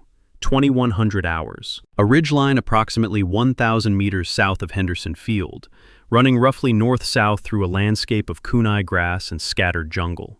The ridge has no official name yet. The Marines call it various things, and the name Edson's Ridge or Bloody Ridge will be assigned after the fighting is over, which is how most battlefield names work. They are applied retroactively by survivors, not by the men who are about to die on them. At this moment, on this ridge, a communications team attached to Major General Kawaguchi's headquarters element is trying to raise the right wing of the attack force on a Type 94 Mark VI field radio. The radio weighs approximately 32 kilograms, including its battery pack. In open terrain, it has an effective range of 5 to 10 kilometers. In dense tropical jungle, with 98% humidity saturating every circuit, that range drops to 500 meters or less. The headquarters element is attempting to coordinate a three-pronged night assault across a front of approximately 3 kilometers, 500 meters of radio range, 3,000 meters of attack frontage. The math doesn't work. The signals corporal knows this. The entries in the signals log, fragmentary, partially recovered, and cited in secondary accounts rather than available to me in the original, record the same phrase repeated 3 times between 2100 and 2300 hours. Cannot reach right wing, cannot reach right wing, cannot reach right wing. The story that most histories tell about Edson's Ridge is a story of Marine heroism. Colonel Merritt Edson's 1st Marine Raider Battalion, reinforced by the 1st Parachute Battalion, holding a ridge against repeated Japanese night assaults through raw courage, good fire discipline, and concentrated artillery support. That story is true. It happened. It deserves to be told. But it is also incomplete in a way that obscures the more important question of why the Japanese attack failed. The answer is not because the Marines were brave, though they were. The answer is that Kawaguchi's 3-pronged assault, center, right, and left columns converging simultaneously on Henderson Field from the south, was a plan that required precise coordination across jungle terrain, and the Japanese possessed communications equipment that was physically incapable of providing that coordination. The Battle of Edson's Ridge was decided before the first shot was fired, in the gap between the plan's requirement and the radio's capability. This is not a dramatic story. It doesn't lend itself to cinematic reenactment, but it is, I believe, closer to the truth than the heroic narrative, and it explains why the same failure would repeat in October with the 2nd Division. The problem was systemic, not situational. Kawaguchi's plan, as outlined in the 17th Army's operational order, and reconstructed from fragmentary Japanese sources, called for 3 assault columns to converge on Henderson Field from the south during the night of the 12th to 13th of September. The center column, under Kawaguchi's direct command, perhaps 2,000 troops, would attack along the ridgeline south of the airfield. The right wing, under Colonel Akinosuke Oka, would strike from the west, cutting across the Lunga River to hit the airfield's western perimeter. The left wing, a smaller force, would attack along the coast to the east. All three were to attack simultaneously, pinning the American defenders in multiple directions and preventing them from concentrating their reserves. The concept was sound, a converging night assault against a fixed position, a staple of Japanese infantry doctrine. The execution required three things: accurate knowledge of the terrain, reliable communications between the columns, and synchronized timing. Kawaguchi had none of these. The terrain was unmapped, the radios couldn't reach, and the columns, having marched through different stretches of jungle at different speeds, arrived at their attack positions hours apart. The technical reality of the communications failure deserves the same specificity I've given to fuel consumption and torpedo design, because it is equally central to explaining the outcome. The Type 94 Mark VI radio was the standard Japanese Army tactical set for battalion and above communications. It was a vacuum tube transceiver, powered by a hand-cranked generator or a dry cell battery pack, operating in the high-frequency band. In temperate conditions and open terrain, it was an adequate piece of equipment. In the equatorial jungle of Guadalcanal, it was effectively useless at ranges beyond a few hundred meters. The problem was atmospheric and physical. High humidity degraded the battery packs. The jungle canopy absorbed radio frequency energy, and the terrain, steep ridgelines, deep ravines, dense vegetation, created dead zones where signals simply could not propagate. American forces experienced similar difficulties with their own tactical radios, but compensated with a denser network of field telephones and signal wire, which the Marines laid along the perimeter and connected to their artillery batteries. The Japanese had no equivalent wire network in the jungle. They depended entirely on the radio. When the radio failed, the columns went blind. The center column attacked on schedule at approximately 2100 hours on the 12th of September. The assault struck the southern end of the ridge held by Edson's raiders. Approximately 840 Marines in prepared positions with barbed wire, interlocking fields of machine gun fire, and pre-registered artillery coordinates. The initial Japanese push was intense. Kawaguchi's men overran the raiders' forward positions and drove elements of the Marines back toward the airfield. For several hours, the situation on the ridge was genuinely critical. Edson personally rallied his troops, moving along the line under fire.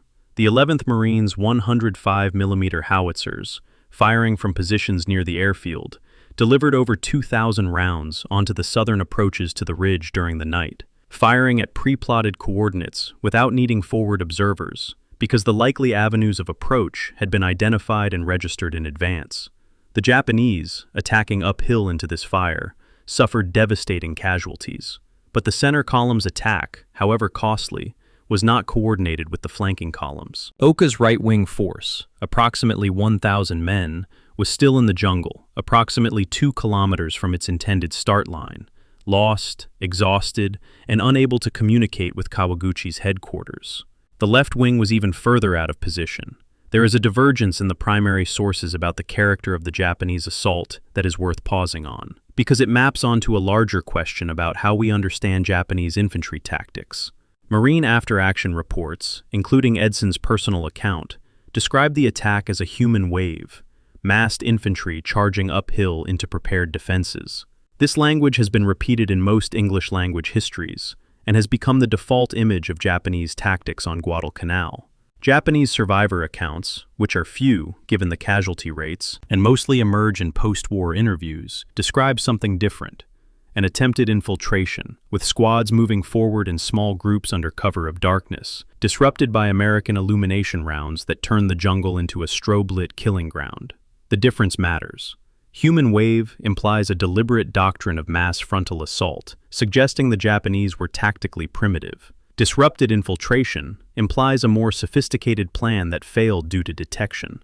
The truth is probably somewhere between these accounts. The initial approach may have been an infiltration that degenerated into a disorganized charge once the Marines opened fire and the illumination rounds went up. But the source conflict is itself instructive. It shows how the chaos of a night jungle battle generates two completely different narratives, each based on what the participants could see from their position, and neither complete. When I read the signals log entries, "cannot reach right wing," repeated 3 times, I hear something that no tactical narrative captures. I hear a man's voice shouting into static. That signals corporal, whose name I do not know and probably cannot recover from the available records, understood in real time what the historians would take decades to articulate. The plan had already failed. The right wing wasn't coming. The coordinated assault was a single-column attack, and a single column of 2,000 men attacking without flank support against 12,000 dug-in Marines with artillery was not going to take the airfield.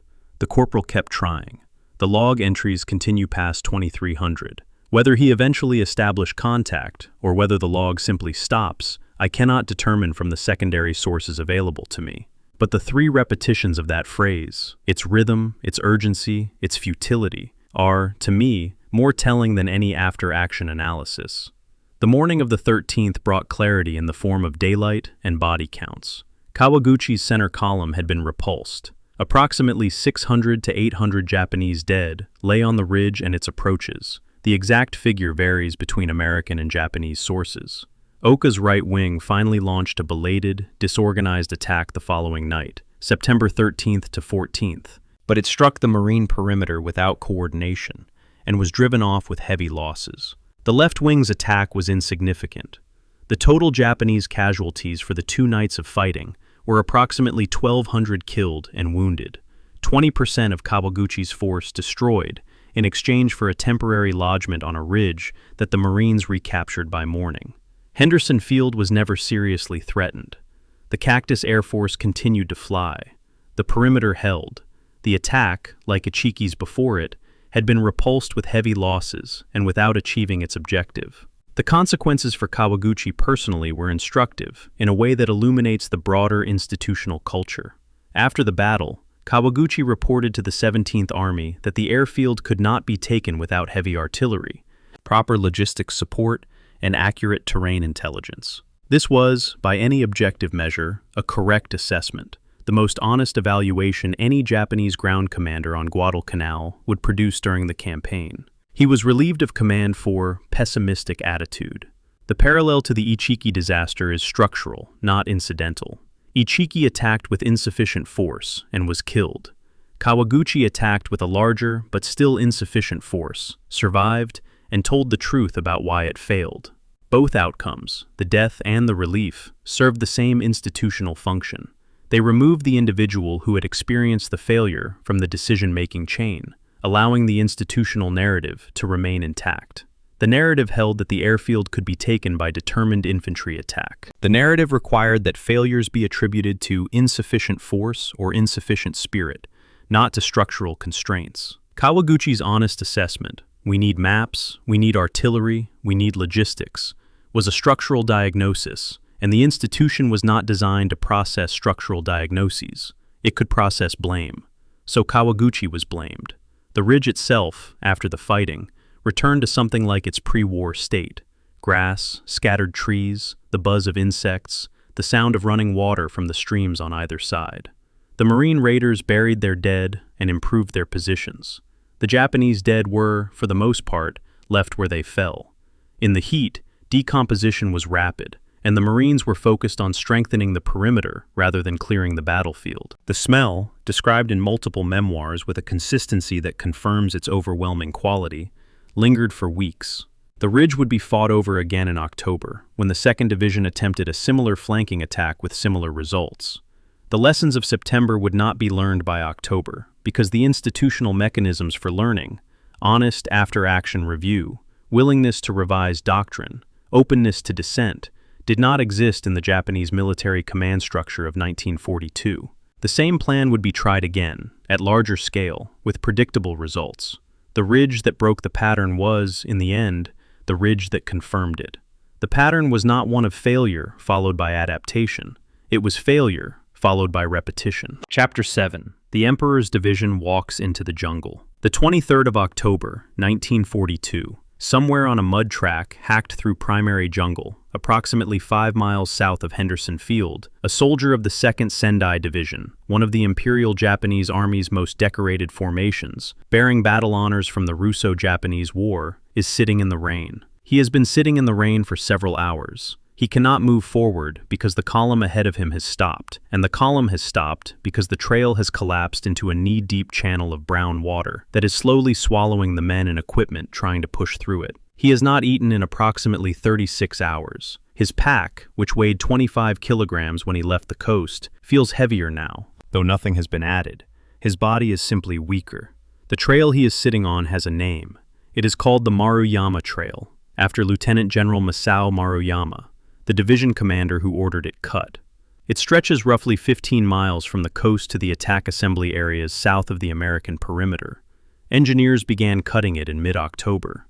They estimated 4 days to complete the march. It will take 9. This is the 4th day, and the column has covered less than 6 miles. The embarkation records of the 2nd Division, held in the Senshi Sosho series, Japan's massive official war history, tell you what you need to know about the October offensive before a single shot is fired. The 2nd Division's organic artillery complement was 36 Type 94 75mm mountain guns. These were not large weapons. Each gun weighed approximately 540 kilograms and could be broken down into components for pack transport. They were, however, the division's only source of fire support beyond mortars and the soldiers' personal weapons. Of those 36 guns, 12 were loaded aboard transport ships at Rabaul.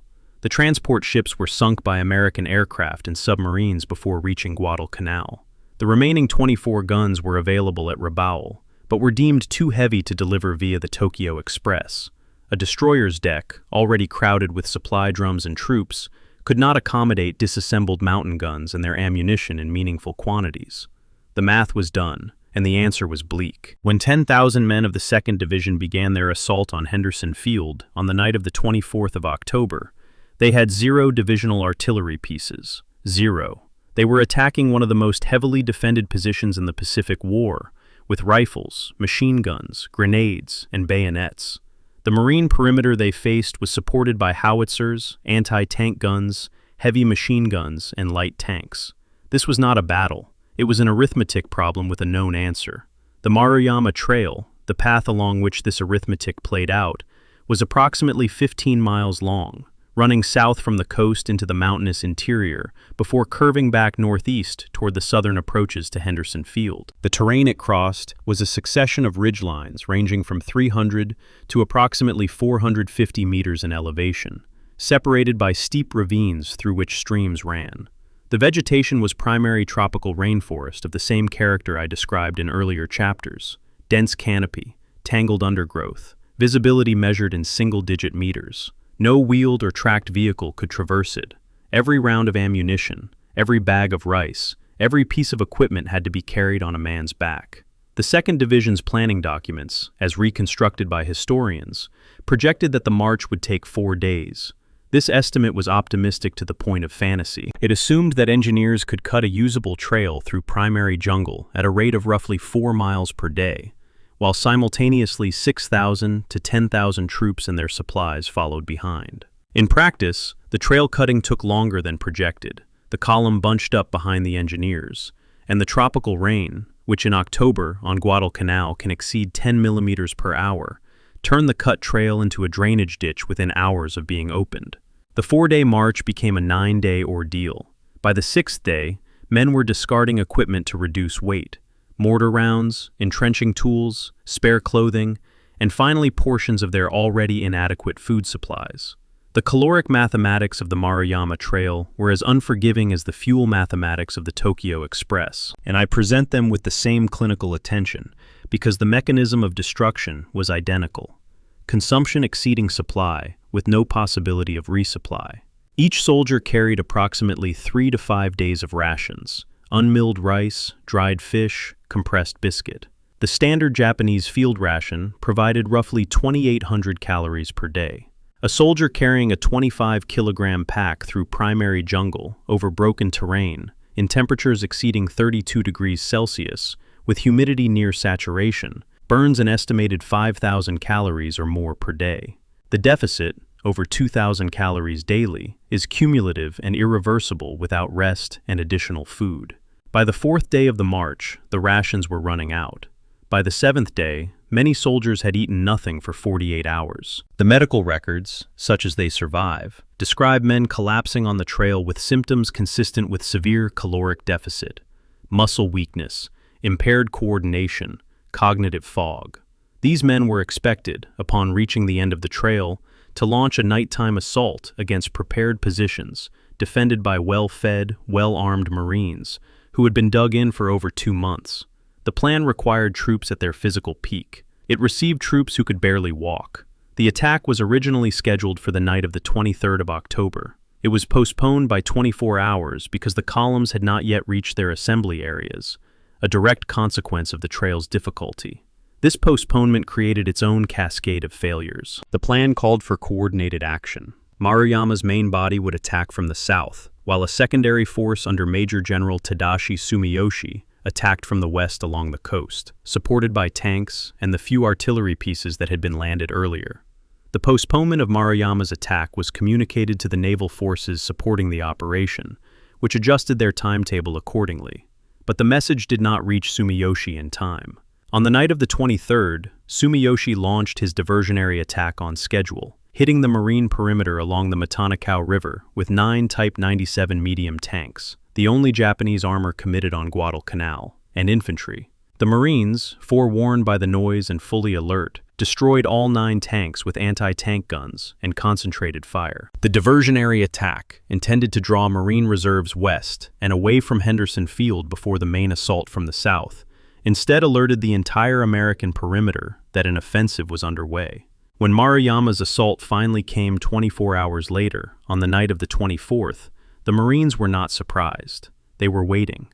The night of the 24th of October is the night that enters American military legend through the actions of Sergeant John Basilone, whose section of heavy machine guns in the 1st Battalion, 7th Marines, held a critical sector of the southern perimeter against repeated Japanese attacks.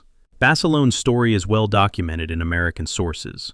The Medal of Honor citation, the memoir accounts, the post-war fame that made him one of the war's most recognized enlisted men. I don't diminish that story, but I want to tell the same night from the Japanese side, because the information gain lies in understanding why the attacks that Basilone's guns repulsed were so costly and so futile. Maruyama's force attacked in multiple waves across a frontage of several hundred meters of jungle. The attack achieved initial penetration at several points.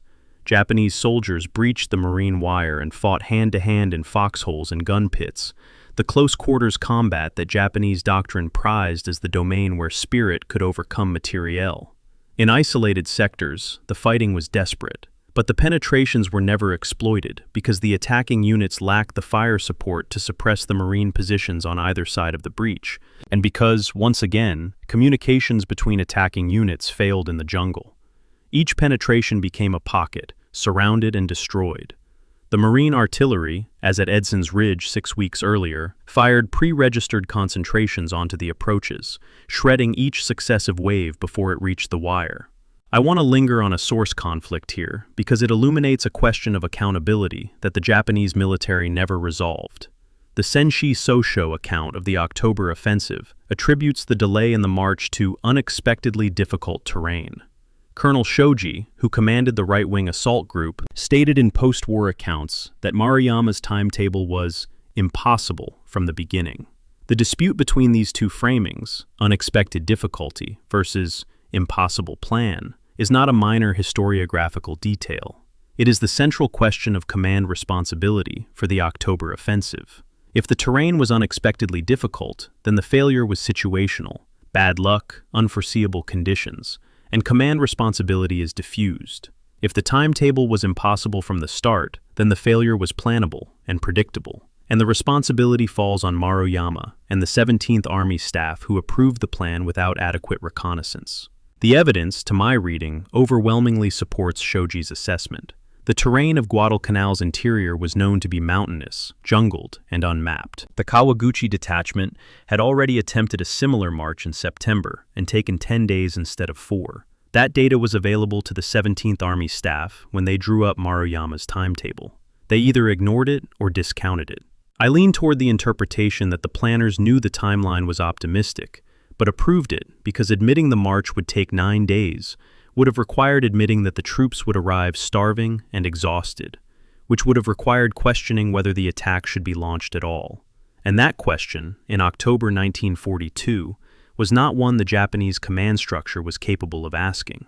The result was what the numbers predicted. The 2nd Division attacked on the nights of the 24th and 25th of October, with a force that was numerically large, approximately 7,000 to 10,000 men in the main assault, but qualitatively degraded by hunger, exhaustion, and the absence of artillery support.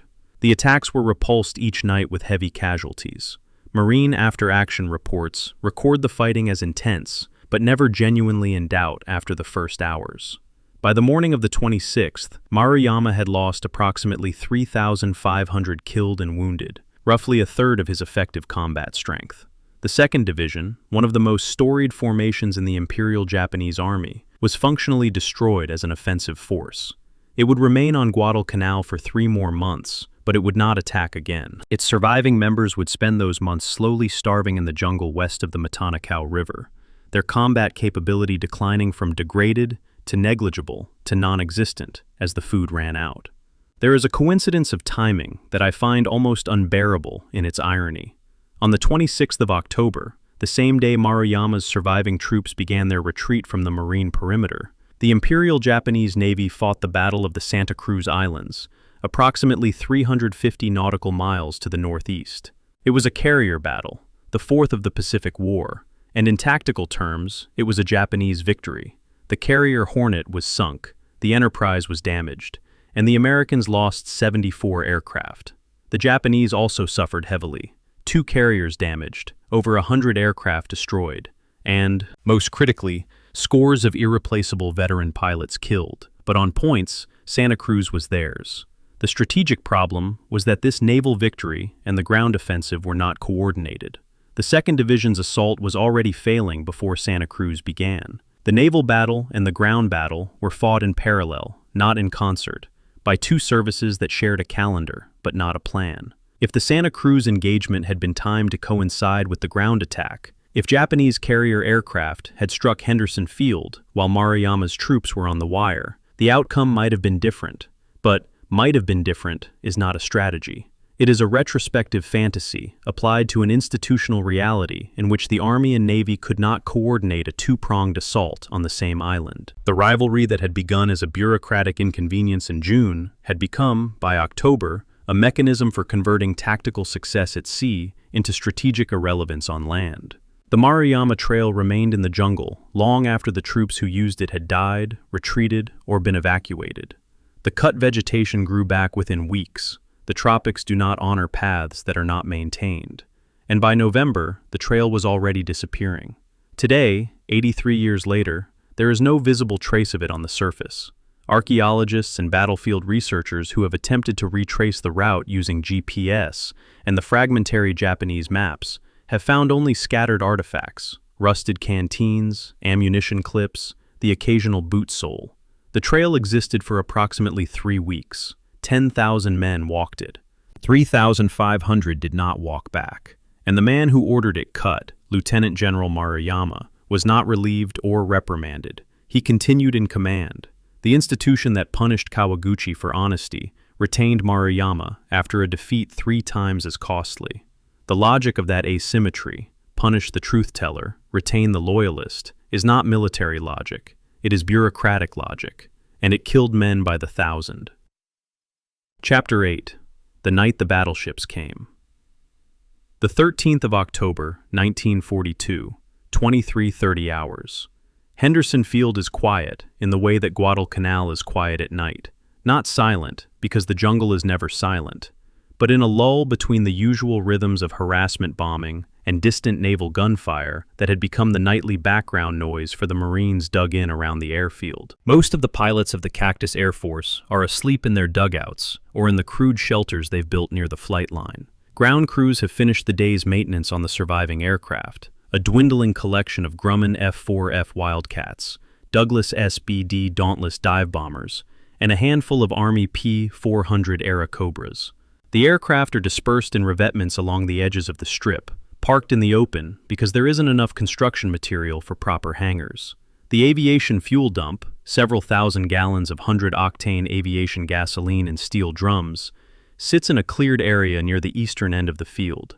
In approximately 30 minutes, every plane, every fuel drum, and every man's sense of safety on this airfield will be obliterated by a force that no foxhole can withstand. 2 Japanese battleships are in the Sound, running south at 24 knots, and their 14-inch gun turrets are training toward the shore. The bombardment force was Vice Admiral Takeo Kurita's bombardment unit, the fast battleships Kongo and Haruna, escorted by the light cruiser Isuzu and 9 destroyers.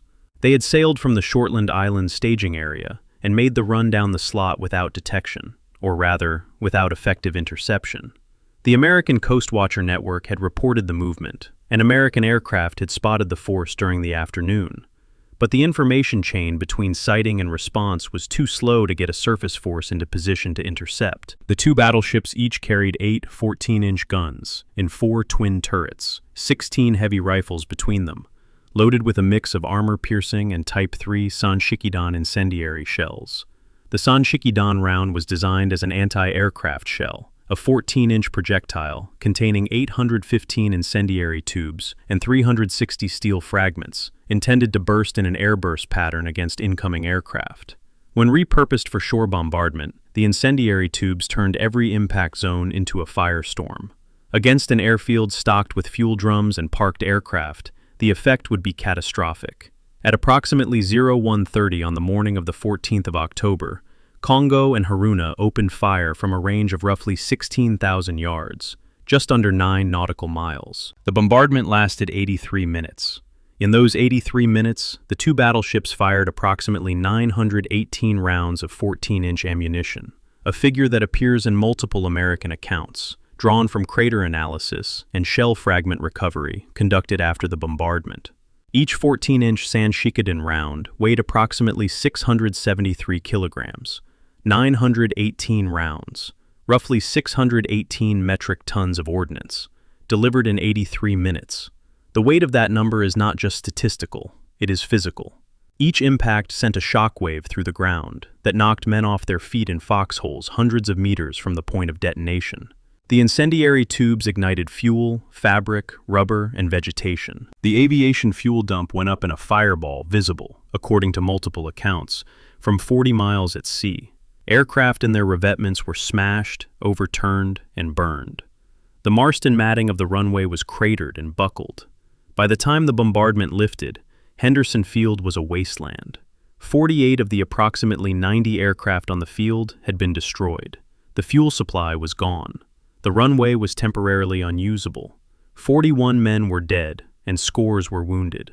The technical mechanism of this destruction was specific enough to merit close attention, because it reveals something about the asymmetry between naval firepower and ground-based air power that shaped the entire Guadalcanal campaign. A 14-inch naval gun, the Type 41, mounted on Congo-class battleships, had a maximum range of approximately 35,500 meters. At the bombardment range of 16,000 yards, the shells arrived at a steep angle, maximizing their blast radius against surface targets.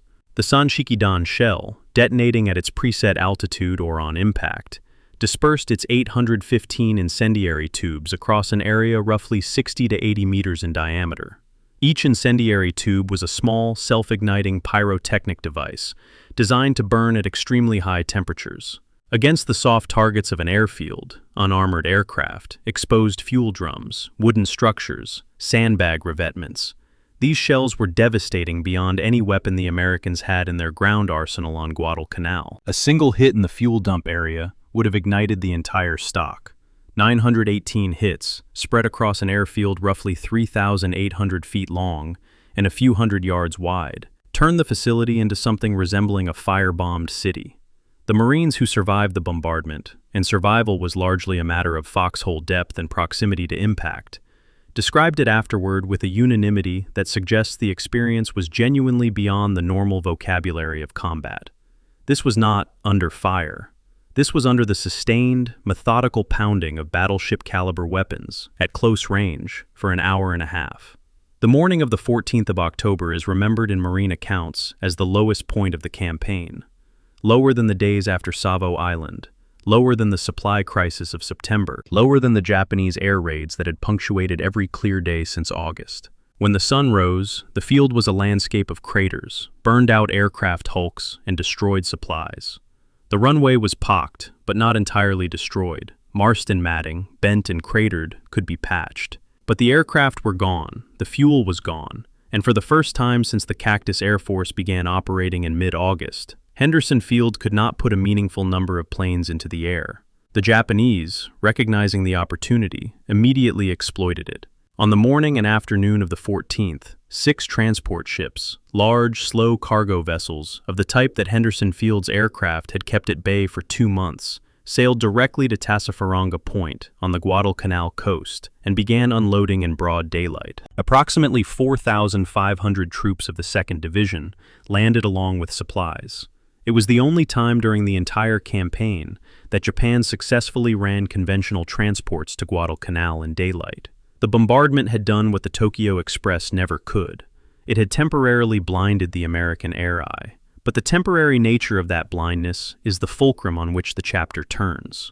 Marine ground crews, working through the wreckage, scrounged 400 gallons of aviation fuel from a damaged underground storage facility that had partially survived the bombardment. They found additional fuel in the tanks of destroyed aircraft, drained with hand pumps. By mid-morning, a handful of SBD dive bombers, 4 or 5, the exact number varies between sources, were fueled, armed, and airborne. By evening, these few planes, supplemented by aircraft flown in from the escort carrier Copahi and the airfield at Espiritu Santo, had sunk or forced the beaching of 3 of the 6 Japanese transports. The frantic improvisation of those hours, mechanics patching fuel lines with tape, pilots flying on fumes, ground crews manhandling bombs by hand because the bomb carts had been destroyed, is the kind of detail that American military mythology loves, and legitimately so. But the Japanese perspective on the same hours tells a different story. 3 of 6 transports sunk or beached. 3 survived and unloaded. Was this a failure or a success? American historians, almost uniformly, call it a failed Japanese exploitation. The Senshi Sosho series and Japanese secondary accounts frame it as the logistical high watermark of the campaign, the most troops and supplies delivered in a single day. Both interpretations are defensible, which is exactly the kind of source conflict that tells you the event was genuinely ambiguous, balanced on a knife edge that could have tipped either way with slightly different numbers. Now the fuel ledger. I promised in the earlier chapter that the bombardment's cost would circle back, and here it is. Kongo, Haruna, Isuzu, and 9 destroyers sailed approximately 800 miles each way from the Shortlands to Guadalcanal and back, with high-speed runs into and out of Ironbottom Sound. The total fuel consumption for the bombardment force, calculated using the rate tables I laid out in Chapter 5, cruising consumption multiplied by transit hours, plus combat consumption multiplied by high-speed maneuvering hours, was approximately 4,282 tons of fuel oil. Add the escort and fuel costs for the 6 transports that exploited the bombardment's success, and the total cost of the October 13th-14th operation exceeded 6,000 tons. Against the Navy's monthly consumption baseline of 305,000 tons, this was roughly 2%, a single day's operation. When I first ran these numbers, using the methodology developed by Partial's combined fleet analysis, I expected the percentage to be higher. 2% sounds manageable. It isn't. Because the question is not whether the Navy could afford one bombardment. The question is whether it could afford to repeat the bombardment often enough to keep Henderson Field suppressed while transports unloaded. Airfields repair themselves. The Seabees had Henderson Field's runway patched and operational within 48 hours of the bombardment. To keep the field down, Japan would have needed to bombard it every 2 to 3 days. At 4,282 tons per mission, that would have required roughly 51,000 tons of fuel per month for bombardment operations alone, nearly 17% of the Navy's total fuel budget, before counting the Tokyo Express, combat air patrols, submarine operations, or any other activity. Yamamoto understood this. He proposed the next logical step: bring Yamato and Musashi, the 2 largest battleships ever built, with their 18.1-inch guns that could deliver even more devastating firepower, down from Truk to conduct a definitive bombardment that would eliminate Henderson Field entirely. The operational plan, as briefly described in Agawa's biography, The Reluctant Admiral, envisioned a task force of the 2 super battleships, 4 heavy cruisers, a light cruiser, and 9 destroyers. Truk is approximately 1,400 nautical miles from Guadalcanal, nearly twice the distance from the Shortlands. The The round trip, including the high-speed approach and bombardment phase, would have consumed approximately 15,535 tons of fuel oil. That is 5.1% of the Navy's monthly budget for a single mission. The proposal was rejected by Imperial General Headquarters. The stated reason was fuel. Reserves at Kure, one of Japan's principal naval bases, had fallen to 65,000 tons. Navy-wide consumption had recently topped 10,000 tons per day. Kure was 6.5 days from empty.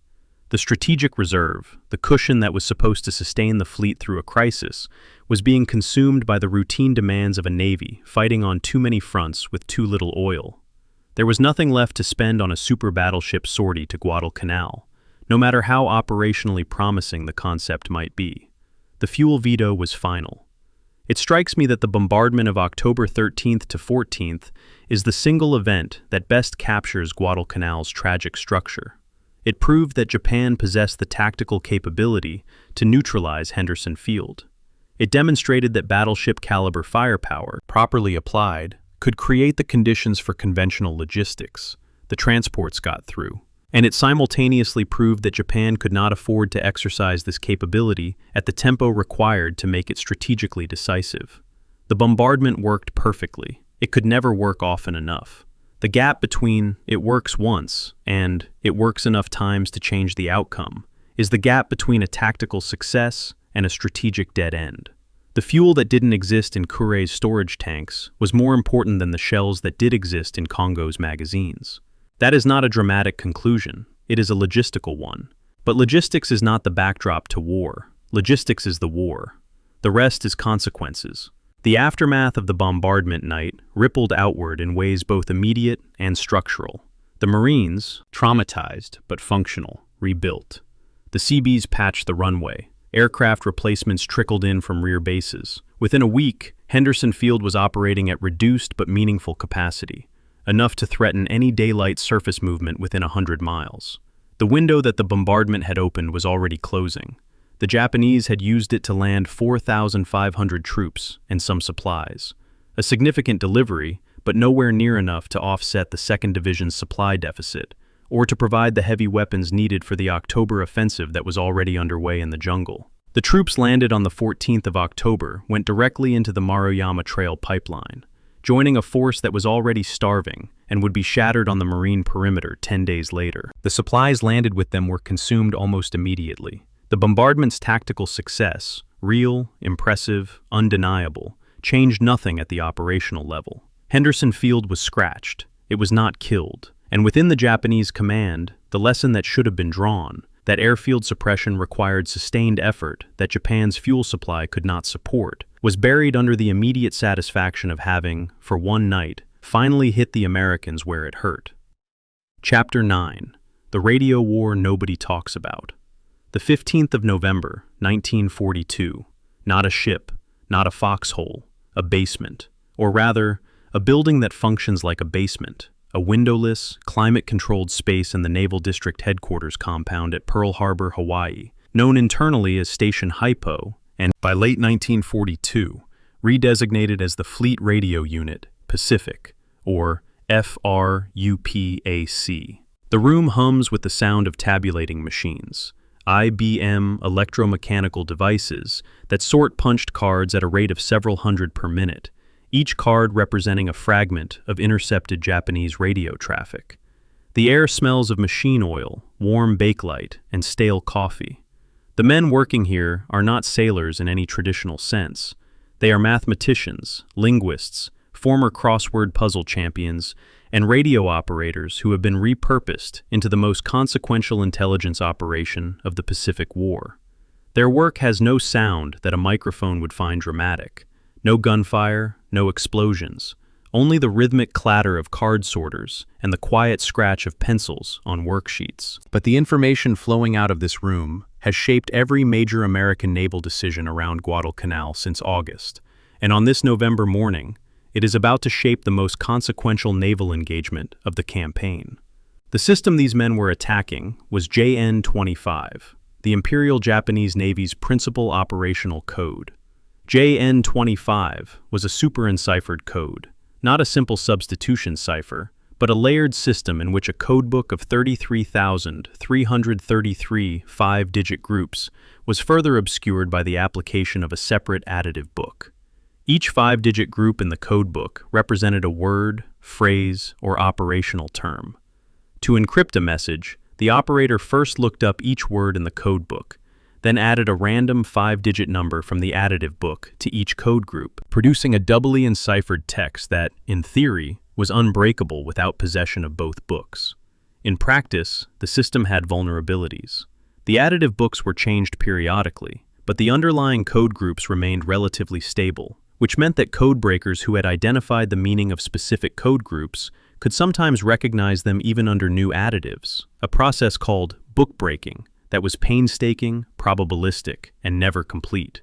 By late 1942, Frupak was reading portions of JN25 with delays of roughly 24 to 72 hours. Not real-time, not comprehensive, but sufficient, often enough, to provide the commander of the South Pacific Theater with a partial, sometimes remarkably detailed, preview of Japanese naval intentions. The historiographical question of how much signals intelligence contributed to the American victory at Guadalcanal versus other intelligence sources is a debate that has never been fully resolved, and I want to lay it out honestly rather than pretend there is a clean answer. The National Security Agency's internal history of the Pacific War code-breaking effort, portions of which were declassified in the 1990s, argues that signals intelligence was the predominant source of strategic-level warning for Japanese naval operations throughout the Solomons campaign.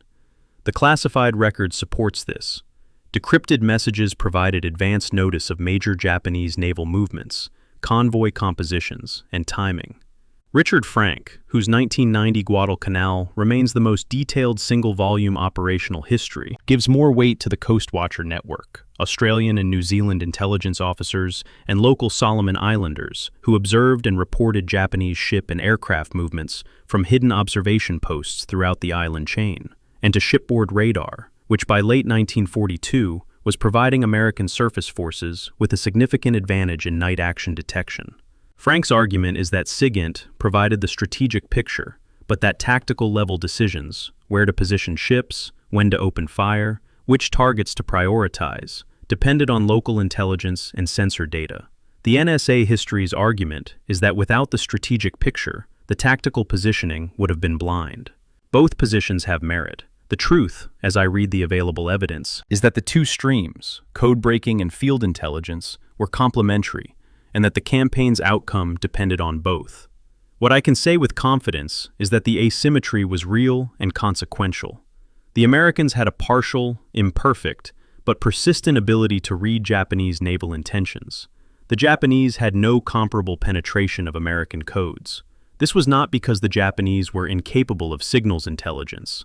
They had their own code-breaking organizations, and they had enjoyed some success against Allied codes earlier in the war.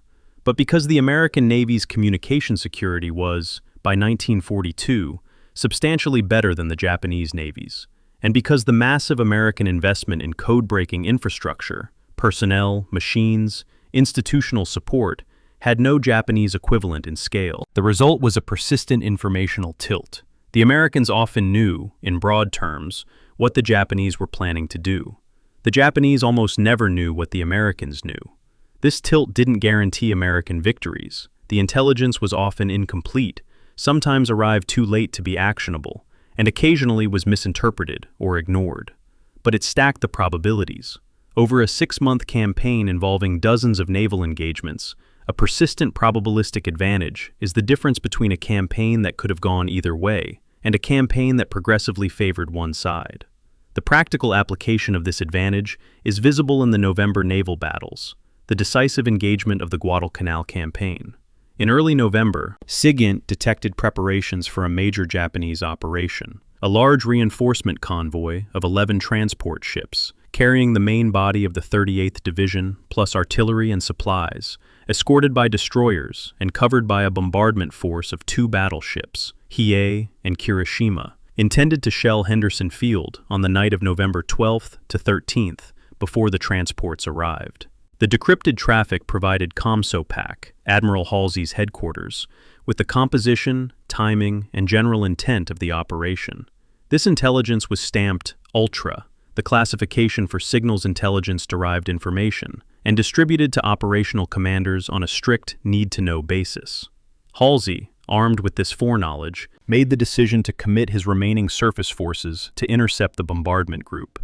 Rear Admiral Daniel Callahan's Task Group 67.4, composed of 2 heavy cruisers, 3 light cruisers, and 8 destroyers. It was a scratch force, outnumbered and outgunned by the Japanese formation it was ordered to stop. Halsey sent it anyway. He knew what was coming. Without the intercepts, he might not have. The intercepts could not, of course, tell Halsey what would happen when the 2 forces met in the dark. And what happened was chaos. The most confused, most violent, most costly surface engagement of the Pacific War, which I will describe in the following chapter. But the point here is that the engagement happened at all because codebreakers in a windowless room in Hawaii read a Japanese message and forwarded its contents up the chain of command to a theater commander who used it to make a decision. The mechanism of that reading, the book breaking, the additive stripping, the frequency analysis, the educated guesswork, was invisible, unglamorous, and entirely dependent on the continuous processing of thousands of intercepted messages, most of which yielded nothing useful. The ratio of noise to signal in code breaking is enormous. For every decrypt that provided actionable intelligence, there were hundreds or thousands of partially decrypted messages that were too fragmentary to interpret, or routine administrative traffic that contained nothing of operational value. The analysts at FRUPAC worked 12 to 16-hour shifts processing this flood. The ones who found the meaningful fragments amid the noise were not simply lucky. They were deeply immersed in the patterns of Japanese naval communications, familiar with the rhythms of their traffic, the habits of their operators, the structure of their organizations. This kind of expertise took months to develop and could not be replicated by throwing more bodies at the problem. When I spend time with the declassified SIGINT records, the SRH series at the National Archives, the fragmentary FRUPAC work summaries, what strikes me most is the silence around them in popular histories. Every account of the Guadalcanal naval battles describes the ship movements, the torpedo salvos, the gunfire, the sinkings. Almost none describe the quiet rooms where those ship movements were anticipated. I don't think this is an oversight so much as a narrative preference. Code breaking doesn't film well. There is no visual drama in a man reading a worksheet and circling a 5-digit number, but the structural contribution, the persistent informational advantage that shaped American operational decisions throughout the campaign, was arguably more important than any single night engagement. It was the invisible thumb on the scale, not enough to guarantee victory in any individual battle, but enough, over the aggregate of the campaign, to ensure that the Americans were more often in the right place at the right time than chance alone would explain. There is a deeper consequence of Japan's failure to recognize the compromise of JN-25 that extends well beyond Guadalcanal, and that I want to flag here because it becomes a recurring theme in the Pacific War's later phases. After the Battle of Midway, in June 1942, the IJN suspected that its codes might have been broken. The Americans' uncanny positioning of their carriers northeast of Midway suggested foreknowledge. An investigation was conducted. The conclusion? The codes were secure. The investigators attributed the American positioning to direction finding and luck. Some code groups were changed, but the underlying JN-25 system was retained. The reads continued. At Guadalcanal, the same system provided the Americans with intermittent but invaluable intelligence throughout the campaign. In April 1943, decrypted JN-25 traffic would provide the itinerary for Admiral Yamamoto's inspection tour of forward bases, intelligence that enabled the P-38 interception that killed him over Bougainville. In June 1944, penetration of Japanese operational communications would contribute to the lopsided American victory at the Philippine Sea, the Great Marianas Turkey Shoot. The failure to change the system after Midway, compounded by the failure to recognize ongoing compromise during Guadalcanal, meant that Japan was fighting the war's critical phase with communications that its enemy could partially read. The bleed began at Midway. It was not staunched at Guadalcanal. It would not be stopped until the war ended. The institutional parallel between the IJN's code security failure and its broader strategic failures at Guadalcanal is, I think, not coincidental. Both reflect a culture that was structurally resistant to admitting vulnerability. Acknowledging that JN-25 was compromised would have required admitting that the Americans had outperformed the IJN in a domain the IJN considered a strength, signals and communications. It would have required changing procedures, retraining operators, and accepting the disruption that a major code change entails, months of reduced communication efficiency while the new system was distributed and personnel trained. The institutional cost of admitting the problem was high. The institutional cost of ignoring it was higher, but it was diffused over time and across many engagements, making it harder to attribute to a single decision. This is the pattern I keep finding at Guadalcanal. Problems that are identifiable but institutionally inconvenient to acknowledge, solutions that are available but organizationally costly to implement, and a default toward inertia that accumulates damage invisibly until it becomes catastrophic. The radio traffic continued. The machines at Frupac clattered through the night.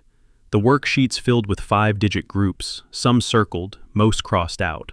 The information flowed from Hawaii to ComSoPac at Noumea, New Caledonia, from Noumea to the task force commanders at sea, and from the task force commanders to the gun directors and torpedo officers who would use it, indirectly, unknowingly, to aim their weapons in the dark. The Japanese operators who transmitted the messages that Frupac was reading did not know they were being overheard. They maintained their radio discipline, used their encryption procedures, and trusted their codes.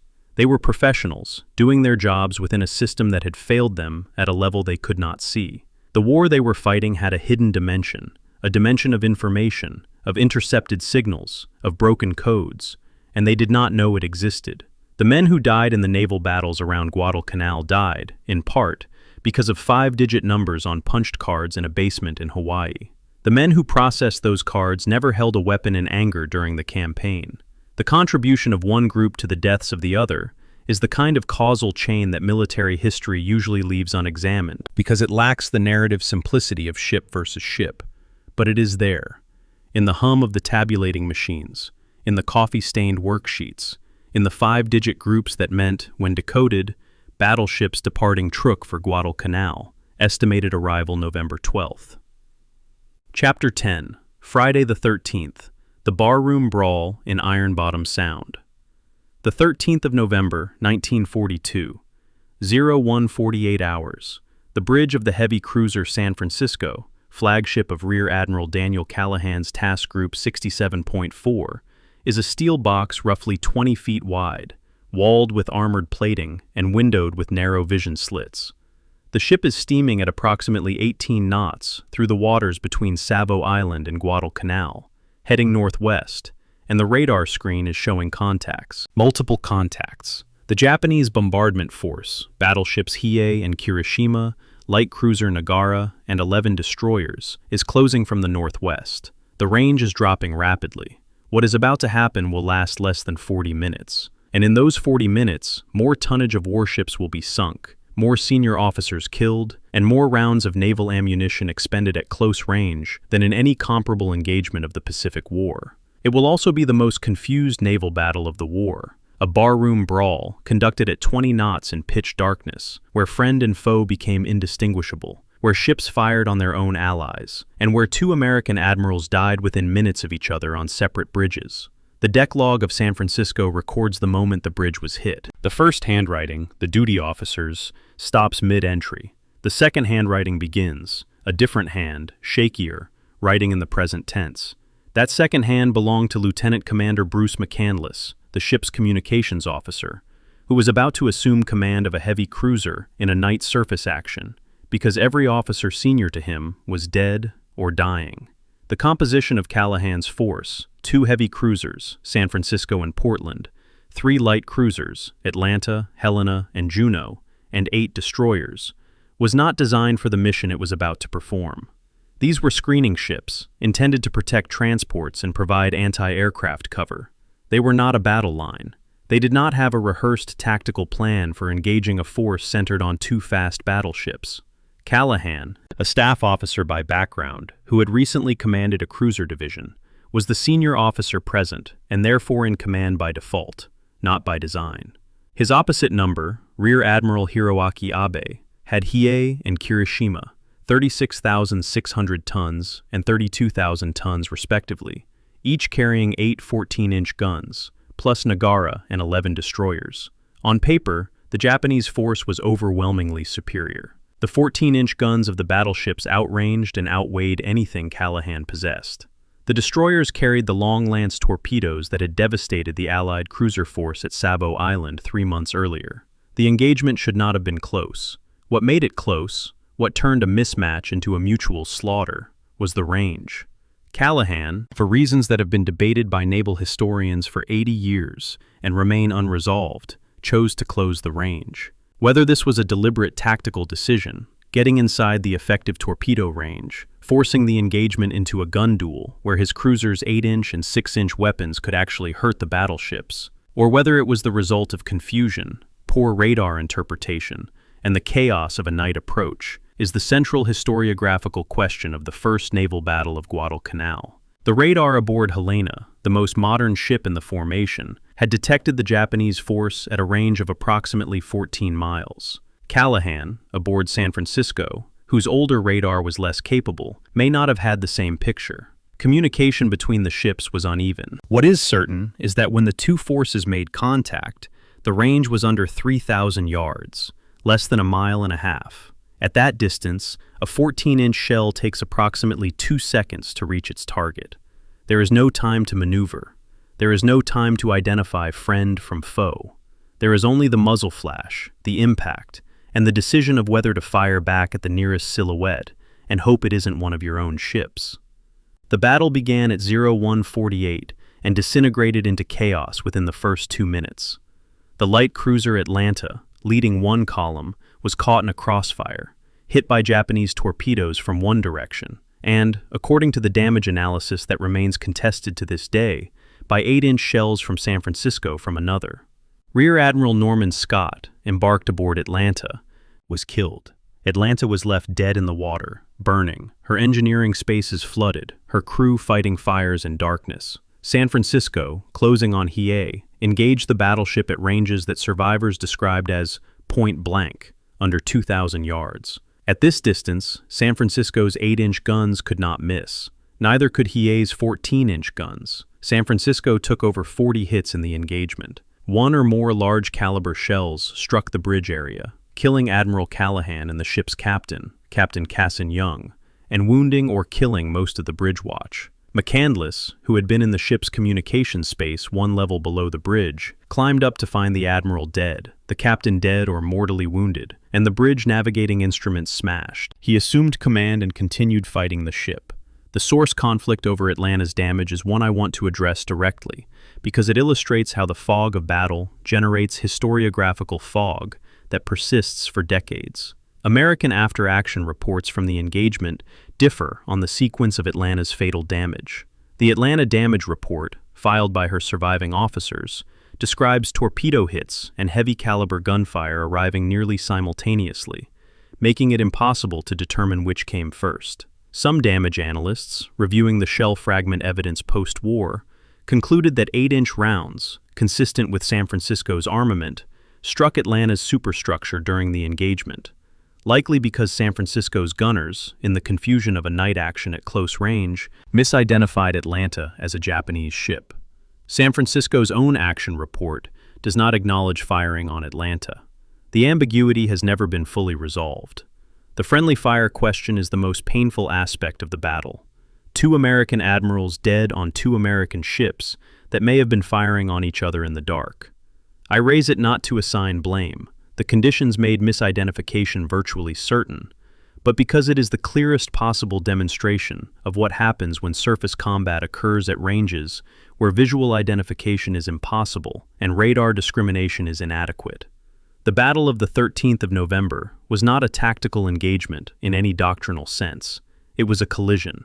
Hiei bore the brunt of the American fire, not because the Americans concentrated on her deliberately. No one was concentrating on anything deliberately, but because she was the largest target in the formation, and therefore the object most often illuminated by searchlights and star shells.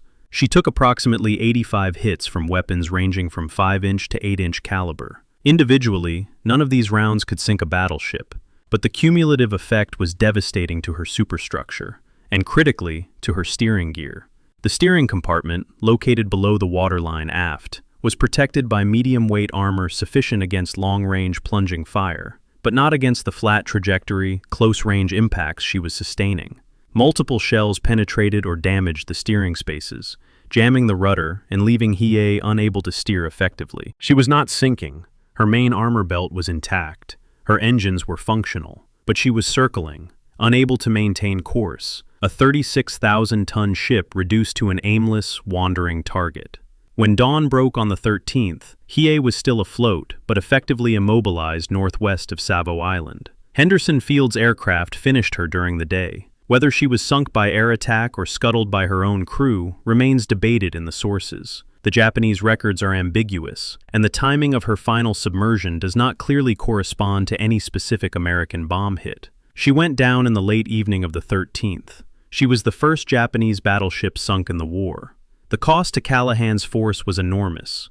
Atlanta and the light cruiser Juno were sunk. Juno, withdrawing the morning after the battle with torpedo damage, was hit by a Japanese submarine torpedo that detonated her forward magazine, killing an estimated 687 men, including the 5 Sullivan brothers of Waterloo, Iowa, whose death would lead to the military's sole survivor policy. 4 destroyers, Barton, Monson, Cushing, and Laffey, were also sunk. 2 admirals were dead, Callahan and Scott. The engagement was, by any measure, a catastrophe for the American surface force, and yet it was a strategic victory because Abe's bombardment mission was aborted. Hiei was lost. Kirishima was undamaged, but withdrew with the rest of the force. Henderson Field was not bombarded. The Marston matting was intact.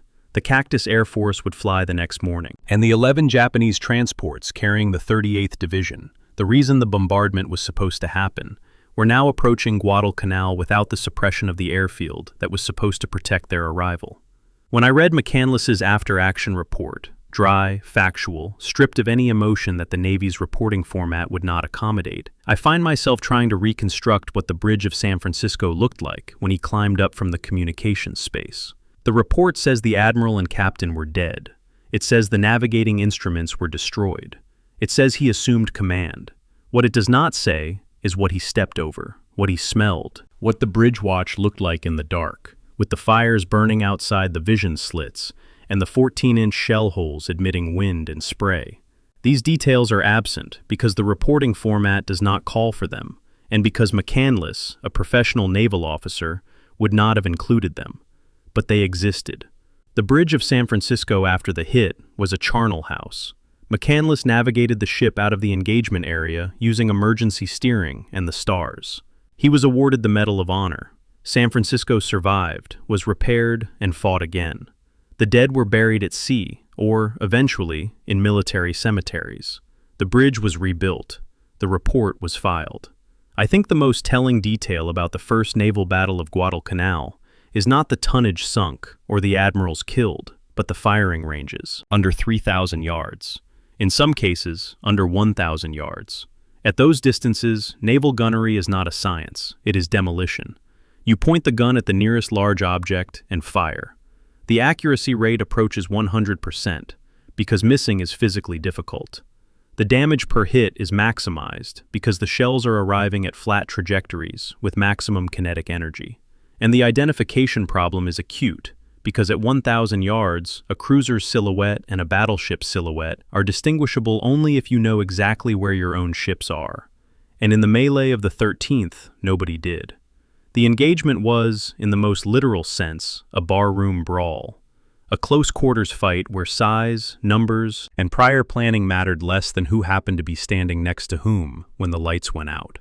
The Americans lost more ships. The Japanese lost the bombardment mission. The net result was strategic. Henderson Field survived its most dangerous night since the October bombardment, and the path to the destruction of the Japanese transport convoy was opened. The aftermath extended in 2 directions simultaneously, into the immediate crisis of the following days, and into the institutional response that followed. On the Japanese side, Vice Admiral Abe was relieved of command for lack of aggressive spirit, the same accusation leveled at Kawaguchi after Edson's Ridge. Abe's sin was not cowardice. His force had engaged at close range and fought hard. but his decision to withdraw after Hiei was crippled rather than pressing the bombardment mission with Kirishima alone. The institutional logic was consistent. Commanders who chose survival over the mission were removed, regardless of the tactical circumstances. On the American side, the battle produced an anguished reassessment of night fighting doctrine, radar employment, and force coordination. The lessons would be applied in subsequent engagements. The Second Naval Battle of Guadalcanal 2 nights later, in which the battleship Washington, employing radar-directed 16-inch gunfire, sank Kirishima in a 7-minute engagement that was the anti-Savo Island. Precise, controlled, devastating. The learning curve between the chaos of the 13th and the precision of the 15th is one of the steepest in naval history, compressed into 48 hours. Ironbottom Sound, after the Battle of the 13th, had earned its name several times over. The wrecks on the seabed now included 4 Allied cruisers from Savo Island, 2 more from the 13th, 4 destroyers, and the battleship Hiei, plus Japanese destroyers, submarines, and the debris of smaller vessels. The Sound was becoming a graveyard. The water was warm, dark, and deep enough to swallow everything without a trace on the surface. By morning, the oil slicks and floating debris were the only evidence that anything had happened. The surviving ships withdrew, licking their wounds, counting their dead, filing reports in handwriting that was sometimes steady and sometimes not. San Francisco made it to Espiritu Santo under her own power. Atlanta's wreck settled on the bottom. Juneau's survivors, only 10 of her crew of over 700 survived the submarine torpedo and the days adrift that followed, were eventually rescued by a PBY Catalina. The battle was over. The campaign was not. 2 more nights of fighting remained, the confrontation that would decide whether the Japanese transports got through. Chapter 11. 11 transports on the beach. The 14th of November, 1942. 0600 hours. The surface of Ironbottom Sound is dotted with wreckage from the previous night's battle. Oil slicks, floating debris, the protruding masts of sunken ships marking the graves of Allied cruisers and destroyers. But the Sound is not empty of living ships. Approximately 200 miles to the northwest, steaming south through the slot at 12 knots, is a Japanese convoy that represents Imperial General Headquarters' last serious attempt to deliver a conventional ground force to Guadalcanal by sea. 11 large transport ships carrying the main body of the 38th Division, roughly 7,000 troops, along with field artillery, vehicles, ammunition, and provisions. They are escorted by 11 destroyers under the command of Rear Admiral Raizo Tanaka, the most experienced and capable destroyer commander in the Imperial Japanese Navy. Tanaka is a man I've come to regard, across months of reading about Guadalcanal, as the Japanese officer who best understood the campaign's impossibility and fought it anyway. Not out of blind obedience, but out of a professional ethic that drew a line between seeing a thing clearly and refusing to do it. Tanaka's pre-war and wartime reputation rested on competence, not charisma.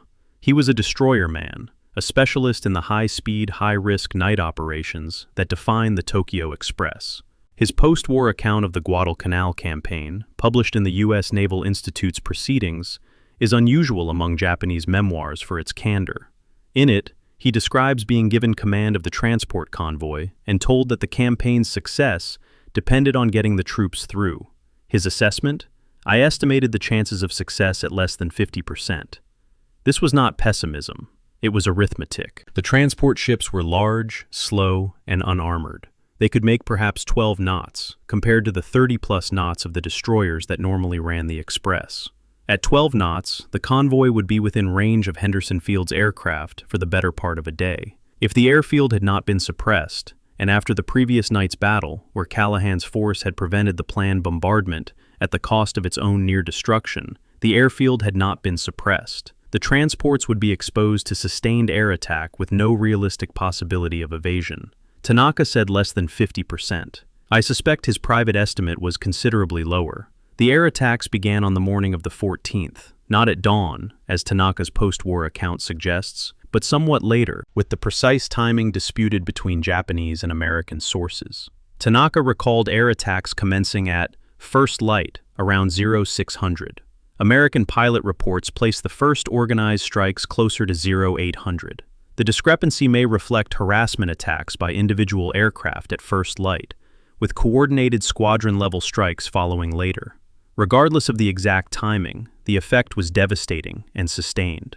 Henderson Field's Cactus Air Force, SBD Dauntless dive bombers, and F-4F Wildcat fighters, supplemented by aircraft from the carrier Enterprise operating to the south, with a damaged forward elevator and a flight deck that had been patched with timber and steel plate, attacked the convoy throughout the day. The transports, plodding south at 12 knots in loose formation, were essentially stationary targets for dive bombers. An SBD carrying a single 1,000-pound general-purpose bomb under its fuselage needed only to put that bomb within a few meters of a transport's hull to cause fatal flooding. And the transports had no armor. Their hulls were commercial-grade steel, designed to carry cargo, not to absorb the kinetic energy of a half-ton bomb arriving at terminal velocity. By evening, 7 of the 11 transports had been sunk, beached, or turned back. The pilots flew multiple sorties, landing, refueling from drums that had been hand-rolled to the flight line, rearming from ammunition stocks that were themselves running low, and taking off again within the hour. The ground crews who made this tempo possible, mechanics, armorers, fuel handlers, worked without rest throughout the day. The pace was sustained not by institutional efficiency, but by the kind of desperate improvisation that occurs when men understand that the alternative to keeping the aircraft flying is losing the island. Enterprise's air group, operating at extended range from a carrier that was herself damaged and barely operational, contributed strikes that supplemented the shore-based aircraft. The combined effect was that the convoy, strung out across 30 miles of open water, was subjected to rolling attacks from dawn to dusk. The defensive screen of 11 destroyers could provide anti-aircraft fire, but could not prevent the dive bombers from reaching the transports. The Japanese had no air cover. Their own land-based aircraft from Rabaul were at maximum range and could provide only intermittent fighter escort. The 4 transports that survived the daylight gauntlet reached Guadalcanal after dark. Tanaka, with the pragmatism that characterized his command decisions, beached all 4 at Tasafaranga Point, on the northwestern coast at approximately midnight. Beaching was a calculated sacrifice of the ships. Once grounded, they could never be refloated, in exchange for the chance to unload troops and supplies before dawn brought the aircraft back. Unloading commenced immediately, troops wading ashore through the surf in darkness, carrying what they could hold above their heads. The heavy equipment, the artillery pieces, the vehicles, the bulk ammunition, was still in the holds, requiring cranes and time that Tanaka did not have. When dawn came on the 15th, Marine artillery observers directed fire onto the beached transports, and Henderson Field's aircraft returned to finish the job. The 4 hulks were systematically destroyed over the course of the morning, burning on the beach in columns of black smoke that were visible for miles, and that, photographed from multiple angles, produced the images that have come to symbolize the turning point of the Guadalcanal campaign. 4 wrecked ships burning on a tropical beach, the physical embodiment of a logistics system that had finally and irreversibly failed. The tonnage of what was lost in those 2 days is the number that closes the campaign's strategic ledger. The 11 transports had a combined cargo capacity of approximately 65,000 deadweight tons. They carried the 38th Division's full organizational equipment, field artillery, motor transport, engineering equipment, ammunition reserves, medical supplies, and rations sufficient for extended operations. Of this cargo, the fraction that actually reached shore was negligible. Approximately 2,000 troops landed from the 4 beached transports, many of them soaked, disoriented, and carrying only their personal weapons. Fewer than 260 cases of ammunition and roughly 1,500 bags of rice were recovered from the wrecks before they were destroyed. That is less than 5% of the original cargo. The other 95%, the artillery that was supposed to give the ground forces the firepower they had lacked since August, the vehicles that were supposed to provide mobility, the ammunition that was supposed to sustain weeks of combat operations, was at the bottom of Ironbottom Sound, or burning on the beach. The loss ratio was not gradual attrition, it was near total destruction.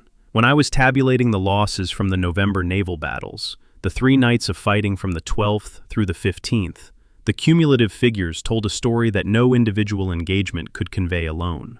Japan lost 2 battleships, Hiei and Kirishima, 1 heavy cruiser, Kinugasa, 3 destroyers, 7 of 11 transports. Total warship displacement lost, approximately 64,000 tons. The Americans lost 2 light cruisers, Atlanta and Juno, and 7 destroyers. Approximate warship displacement, 28,000 tons. In raw tonnage, the exchange favored the Americans roughly 2-1. But the figure that mattered most was not warship tonnage. It was the 65,000 tons of transport capacity destroyed, and the cargo those transports carried. The warships could, in theory, be replaced, though as I'll discuss in a later chapter, Japan's replacement rate was catastrophically slower than America's. The cargo could not be recovered. The 38th Division's organizational equipment was gone. The heavy weapons were gone. The rations were gone. The troops who had landed joined an army that was already starving, adding mouths without adding meaningful combat power. Tanaka, in his post-war account, does not use the word futile. He was a professional, and professionals describe outcomes, not emotions. But the subtext of his account is unmistakable. He had estimated the chances at less than 50%. The actual outcome was worse than his worst case. He had delivered 2,000 men and a negligible quantity of supplies at the cost of 7 transports and the effective end of conventional sea-based logistics to Guadalcanal. The Tokyo Express would continue, smaller, more sporadic, delivering drums of rice to troops who were already beyond the point where rice alone could sustain combat operations. But the November transport run was the last serious attempt to change the campaign's material equation by sea. After the 15th of November, the question was no longer, can Japan take Henderson Field? The question was, how long will it take Japan to admit it cannot? The 2,000 troops who waded ashore from the beached transports on the night of the 14th to 15th entered a world that bore no resemblance to the briefings they had received at Rabaul. They had been told they were reinforcing a force that was engaged in offensive operations to recapture the airfield. They found, instead, a force that was dispersed through the jungle west of the Matanacao River, its combat units reduced to fractions of their original strength, its soldiers suffering from malaria, dysentery, beriberi, and advanced malnutrition. The new arrivals carried 3 days of rations. The men they were joining had not had 3 days of rations in weeks. The reinforcement made the supply crisis worse, not better. 2,000 additional mouths with no additional food supply. This is the cruel mathematics of reinforcement without logistics. Every man delivered without sufficient supplies subtracts from the force's sustainability rather than adding to its combat power. The 38th Division's surviving elements would spend the next 3 months on Guadalcanal, their condition deteriorating steadily, their combat contribution negligible, waiting for an evacuation that would not be authorized until the end of December and not executed until February. The images of the burning transports, 4 wrecked hulls on the beach at Tassafaronga, columns of oily smoke rising against a tropical sky, were captured by American reconnaissance aircraft and published, in sanitized form, in American newspapers and magazines within weeks. They became iconic. They were, in their way, the Guadalcanal equivalent of the photographs of Pearl Harbor's Battleship Row, images that crystallized a complex, months-long campaign into a single visual moment. But where Pearl Harbor's images represented a beginning, the Tassafaronga images represented an ending. They showed the physical termination of Japan's ability to sustain offensive operations on Guadalcanal. After the 15th of November, the Japanese on Guadalcanal were no longer an offensive force. They were a garrison, an increasingly weak, increasingly sick, increasingly hungry garrison, holding jungle positions that grew smaller each week as the Americans expanded their perimeter, waiting for instructions from a high command that could not bring itself to order the retreat that everyone knew was necessary. The transports burned, the smoke rose. The campaign, in all but name, was over. The beach at Tassafaronga today is a shoreline like any other on Guadalcanal's northwest coast. Sand, surf, coconut palms, the occasional fishing boat. The wrecks of the transports, such as they are, have been reduced by decades of saltwater corrosion and salvage operations to rusted fragments barely distinguishable from the natural rock formations along the waterline. A visitor standing on the beach in 2026, looking out at the calm waters of Ironbottom Sound, would see nothing to indicate that this was the place where 11 ships tried to run a gauntlet and 7 did not survive. The water is warm and clear, the sound of waves is steady. Beneath the surface, on the sea floor, The rest of the convoy's story lies in scattered debris fields at depths ranging from a few dozen to several hundred meters. Hull plates, engine components, cargo fragments, and the personal effects of sailors and soldiers who did not make it to shore. The wrecks are war graves. They are not marked on the surface. The fish do not know they are there. Chapter 12, The Other War, Malaria, Dysentery, and the Calorie Deficit. The 15th of December, 1942. A position in the jungle west of the Matanacao River, Guadalcanal. The position has no formal name in any operational record I've found. It is simply a stretch of jungle where a company-strength element of the 2nd Division has dug shallow foxholes along a ridge and is, in theory, defending this sector against American advance. In practice, the men in these foxholes are not defending anything. They cannot stand. They cannot walk. Most cannot hold a rifle with sufficient grip strength to aim it. They are lying in their holes, staring at the canopy overhead through eyes that are yellowed with jaundice and sunken with dehydration. A Japanese medical officer, whose name I do not have, and whose report survives only in fragments cited by secondary sources, is moving between the foxholes, recording what he sees. What he sees is not combat injury. It is not the result of American firepower. It is the result of the human body consuming itself when caloric intake falls below the threshold necessary to maintain organ function. The men are dying of starvation, and they have been dying of starvation for weeks.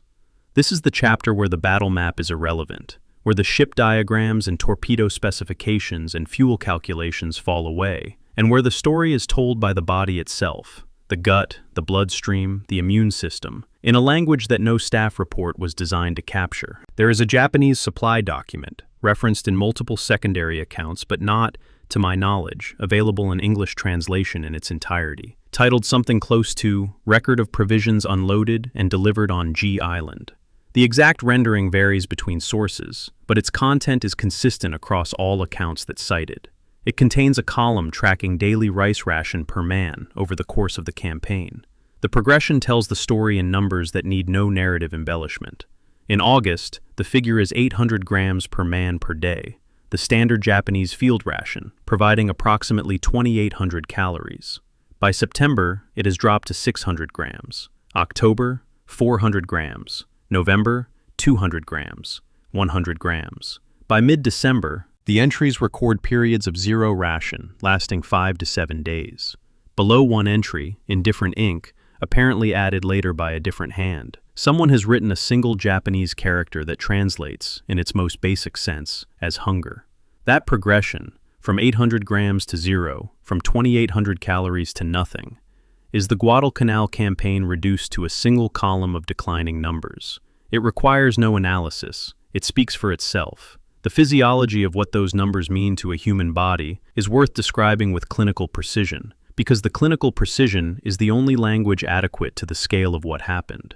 Of the approximately 30,000 Japanese troops who served on Guadalcanal, an estimated 20,000 or more died. Of those 20,000, between 5,000 and 6,000 were killed in combat by bullets, shells, grenades, and the other instruments of deliberate violence. The remaining 15,000, roughly 70 to 75% of all Japanese deaths, were caused by starvation and disease. The primary killers, after malnutrition itself, were malaria, dysentery, both amoebic and bacillary, beriberi, and tropical ulcers. Malaria alone, specifically Plasmodium falciparum, the most lethal strain, endemic to the Solomon Islands, was responsible for a massive but imprecise proportion of the disease deaths. The parasite, transmitted by the Anopheles mosquito, produces cyclical fevers exceeding 40 degrees Celsius, severe hemolytic anemia, and, in untreated cases, cerebral complications including coma, organ failure, and death. The case fatality rate of untreated falciparum malaria in adults is approximately 20 to 25%. A soldier with active malaria requires, paradoxically, more calories than a healthy soldier. The fever metabolism consumes energy at an accelerated rate, while simultaneously being unable to eat due to nausea and gastrointestinal distress. A malarial soldier receiving 0 calories per day is being killed by two mechanisms simultaneously: the parasite and the arithmetic. The quinine situation, or rather, the absence of quinine, is a specific logistics failure that deserves its own scrutiny. Quinine, extracted from the bark of the cinchona tree, was the only effective anti-malarial drug widely available in 1942.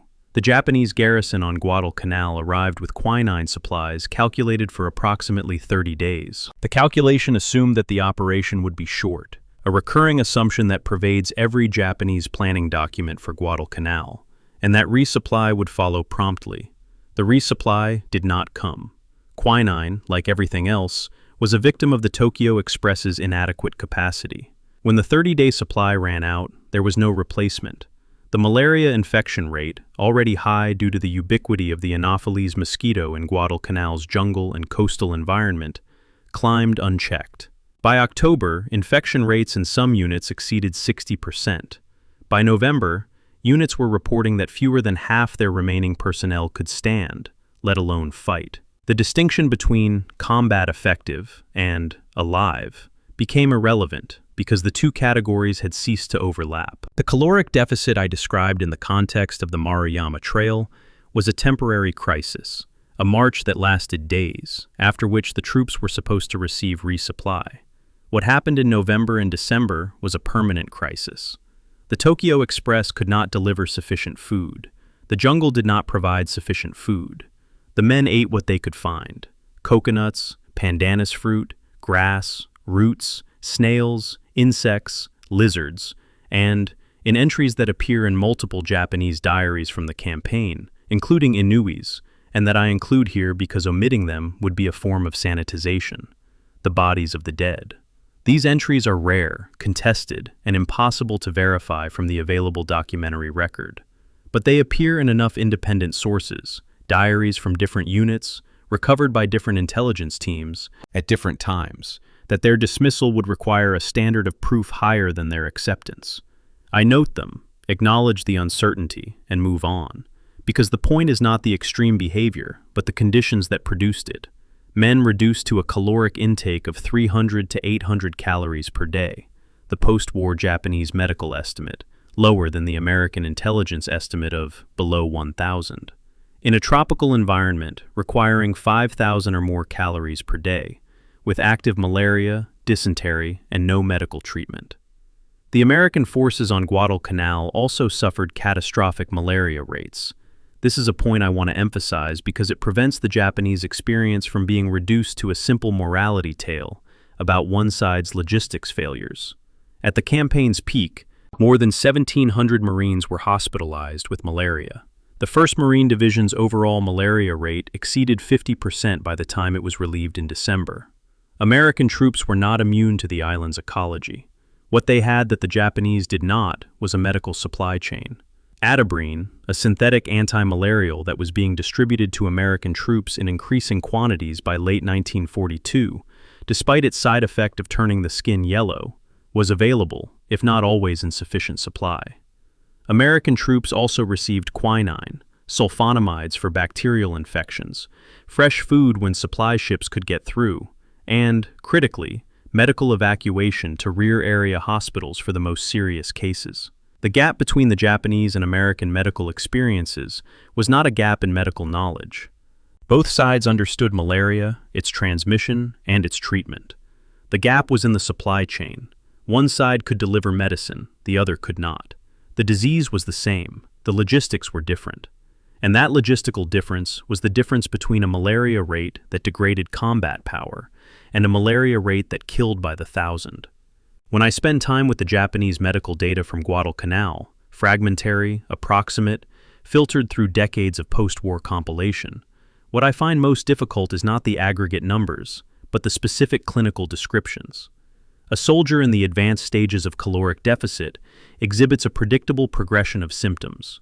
Muscle wasting begins within days of sustained deficit, followed by edema, swelling caused by fluid accumulation in tissues weakened by protein loss, then cognitive impairment, including apathy, confusion, and hallucination. The immune system collapses. Infections that a healthy body would suppress, dysentery, tropical ulcers, fungal skin infections, become uncontrollable. The heart muscle, weakened by protein deficiency, becomes prone to arrhythmia and failure. Death, when it comes, is usually attributed to a specific proximal cause: cardiac arrest, respiratory failure, overwhelming infection, but the underlying cause is universal. The body ran out of fuel. I hesitate to include these clinical details because they risk reducing individual deaths to a medical case study, but omitting them risks the opposite error, allowing the narrative to remain at the strategic level, where 15,000 died of starvation and disease is an abstraction rather than a description of 15,000 individual bodies shutting down, one organ at a time, in a jungle on the other side of the world from their homes. The Japanese command's awareness of the starvation crisis evolved along a predictable institutional trajectory. Field commanders reported the situation accurately. Intermediate headquarters filtered the reports into bureaucratically palatable language, and IGHQ received assessments that acknowledged supply difficulties, without conveying the reality that thousands of men were dying of hunger. This filtering was not necessarily deliberate deception, though elements of it were, as I'll discuss in the following chapter, but a structural feature of a reporting system in which bad news was progressively softened as it moved up the chain of command. The 17th Army's strength returns. The periodic reports to IGHQ listing the number of troops available for duty, classified units by their combat readiness. A unit that was at 50% strength but combat capable appeared very different in the reports from a unit at 50% strength and unable to conduct operations. The temptation to classify starving, malarial troops as combat capable in order to avoid triggering questions about the campaign's viability was powerful, and the evidence suggests it was widely succumbed to. The result was that IGHQ's picture of the situation on Guadalcanal lagged the reality by weeks or months, a delay that had direct consequences for the withdrawal decision that was, by December, the only rational course of action. The American psychiatric community gave the combat stress syndrome observed among Guadalcanal veterans a clinical name in 1943, Guadalcanal disorder. The term was not adopted for the Japanese experience, which had no formal clinical designation in either Japanese or English medical literature. But the Japanese experience was, in its way, worse, not because the Japanese were weaker or less brave, or less deserving of clinical attention, but because the American syndrome was primarily psychological, while the Japanese syndrome was primarily physiological. American soldiers on Guadalcanal suffered from combat fatigue, anxiety, hypervigilance, and the long-term psychological effects of sustained danger. Japanese soldiers on Guadalcanal suffered from all of these plus advanced malnutrition, untreated malaria, and the physical disintegration of their bodies. The distinction matters because it affects how we understand the campaign's cost. The American cost was primarily measured in combat casualties and psychological trauma, both serious, both lasting, but both treatable within the medical systems of the era. The Japanese cost was measured in bodies that could not be treated because the medicine did not exist on the island, the food did not exist on the island, and the evacuation that might have saved lives did not occur for months after the crisis became critical. The jungle on Guadalcanal does not distinguish between the dead of either side. The bacteria of decomposition, the insects of the tropical forest floor, the root systems of the trees, all process the organic material that warfare deposits without reference to nationality. The bones that remain are scattered through the undergrowth, along the ridgelines and river valleys where the fighting and the dying took place. They are found periodically by farmers clearing land, by construction crews building roads, and by dedicated recovery teams that have operated intermittently on Guadalcanal since the 1950s. The bones do not announce which death they represent, whether combat, malaria, dysentery, or simple starvation. They are simply there, in the soil, beneath the canopy, in the humidity that rots everything except calcium and the memory of what happened. The record of provisions, the one with the declining numbers and the single character for hunger, is a document that tells you everything you need to know about why those bones are there. Not because a battle was lost, because a supply column never arrived, because a destroyer couldn't carry enough rice, because an airfield couldn't be taken, because two services couldn't agree on a plan. The chain of causation stretches from Tokyo to Rabaul to the slot, to a foxhole where a man is lying with his eyes open, looking at the canopy, unable to move, waiting for something, food, rescue, death, that may or may not come. The something that came most often was the last of the three. Chapter 13, The Men Who Could Not Say Retreat. The 19th of December, 1942. A military airfield somewhere on the route between Rabaul and Guadalcanal. The specific installation is not named in the account I'm drawing from, and the ambiguity is itself a detail worth noting, because the man traveling this route was not meant to be publicly visible. Colonel Kumao Imoto, a staff officer of the Imperial Japanese Army General Staff's Operations Section, is en route to Guadalcanal on what has been euphemistically classified as an assessment mission. The euphemism is important. Assessment missions are what institutions send when they already know the answer, but need someone with enough rank to confirm it in writing. Imoto carries with him the authority of the Army General Staff, a notebook, and the private understanding, shared by virtually everyone at IGHQ who has read the dispatches from the 17th Army, though no one has said it aloud in a formal meeting, that Guadalcanal is lost.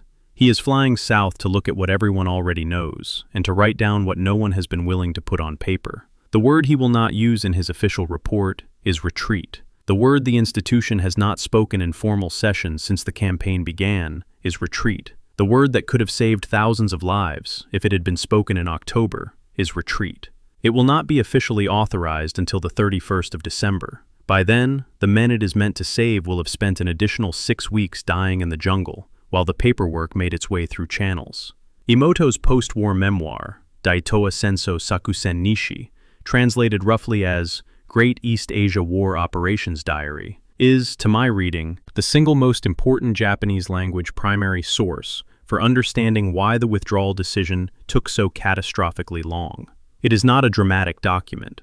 It is written in the compressed, factual style of a professional staff officer recording institutional process.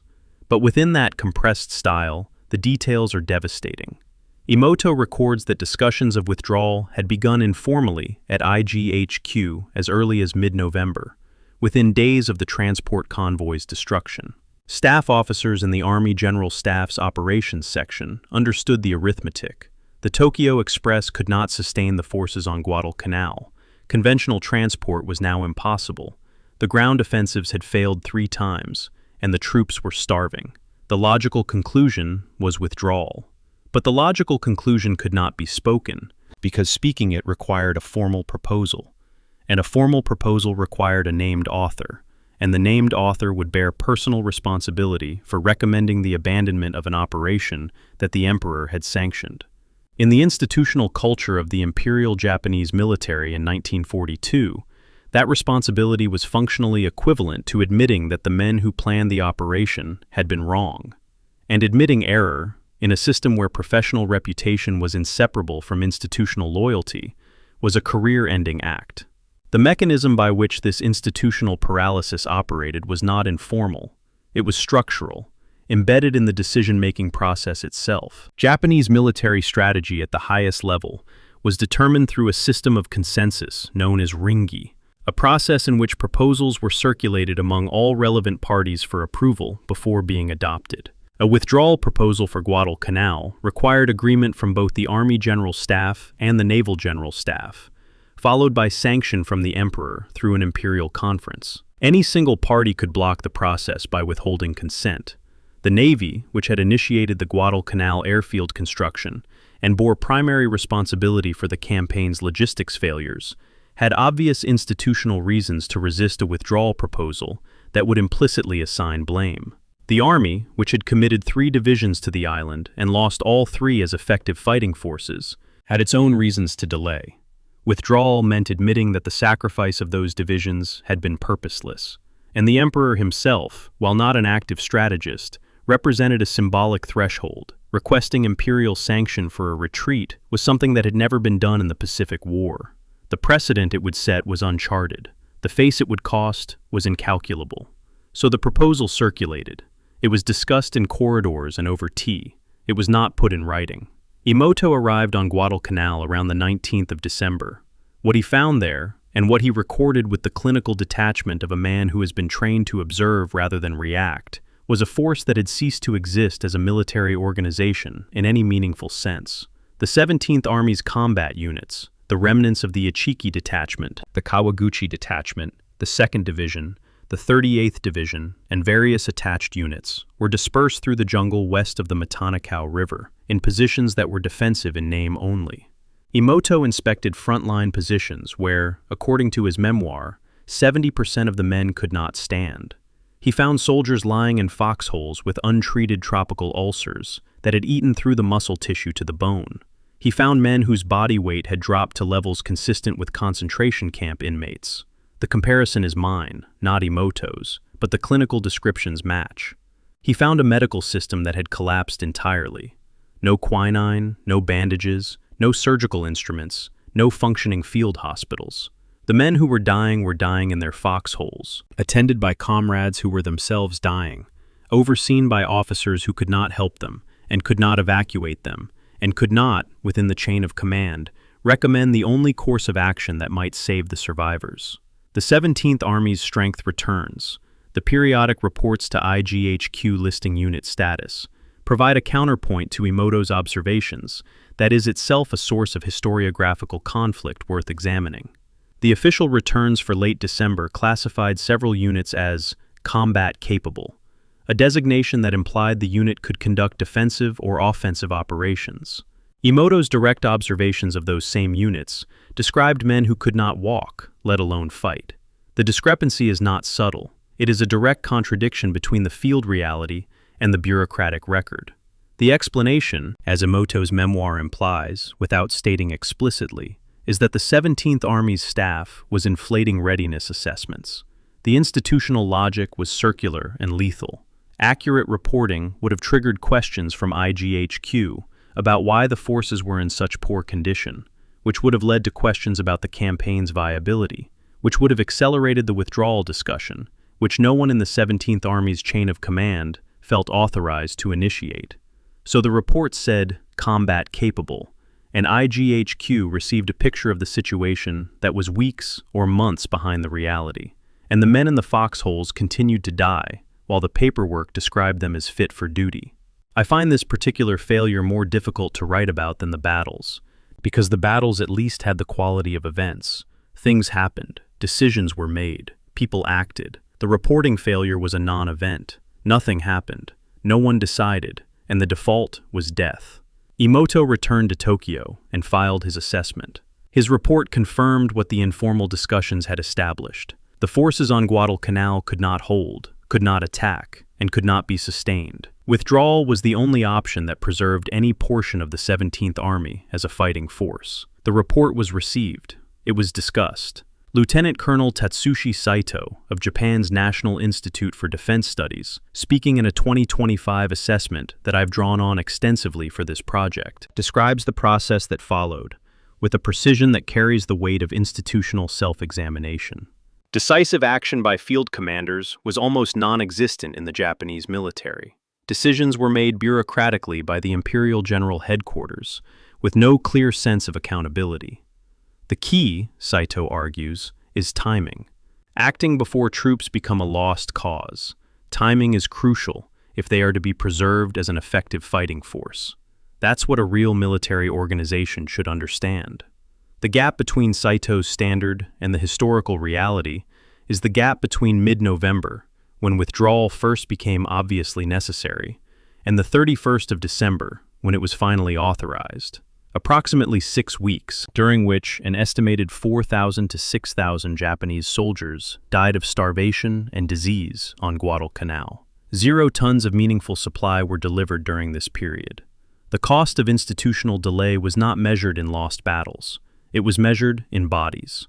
When I cross-reference the timeline of the withdrawal decision with the mortality data, approximate as the mortality data necessarily is, given the fragmented state of Japanese medical records from the campaign, the institutional delay acquires a granularity that is almost physically oppressive. In early November, the forces on Guadalcanal numbered approximately 25,000 troops of varying condition. By early February, when the evacuation was executed, roughly 13,000 remained alive.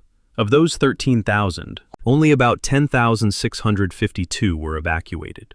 The rest, perhaps 2,000 to 3,000, died during the evacuation's preparation phase, or were left behind because they could not reach the embarkation points. The arithmetic of the delay is straightforward. Every week of inaction between mid-November and late December cost approximately 500 to 800 lives. These were not combat deaths, No American fired a shot to cause them. They were deaths by institutional process, men who died waiting for a document to be signed. The formal sequence, once it finally began, moved with a bureaucratic precision that contrasts grotesquely with the urgency of the situation it was meant to address.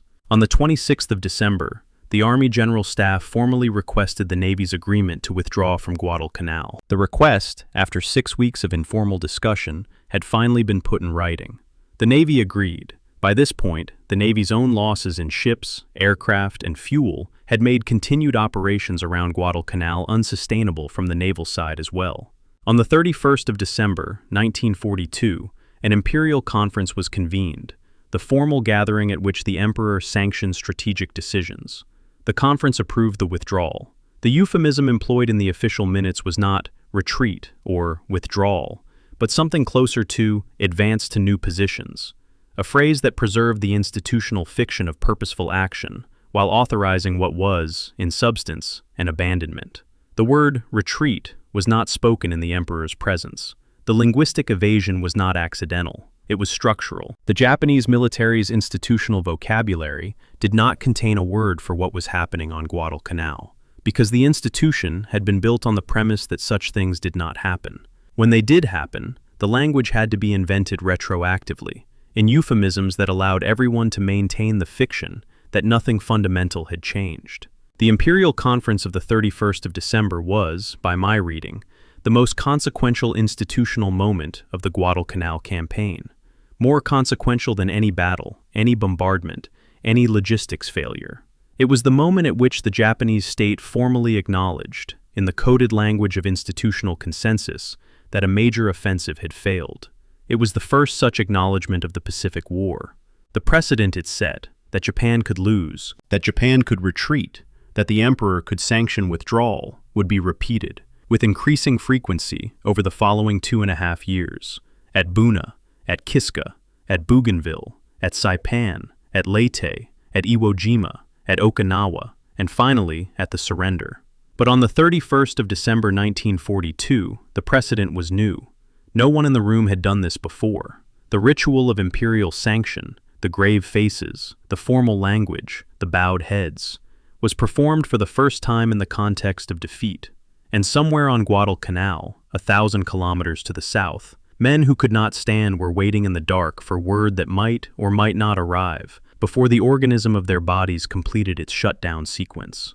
The word arrived, not soon enough for all of them, but it arrived.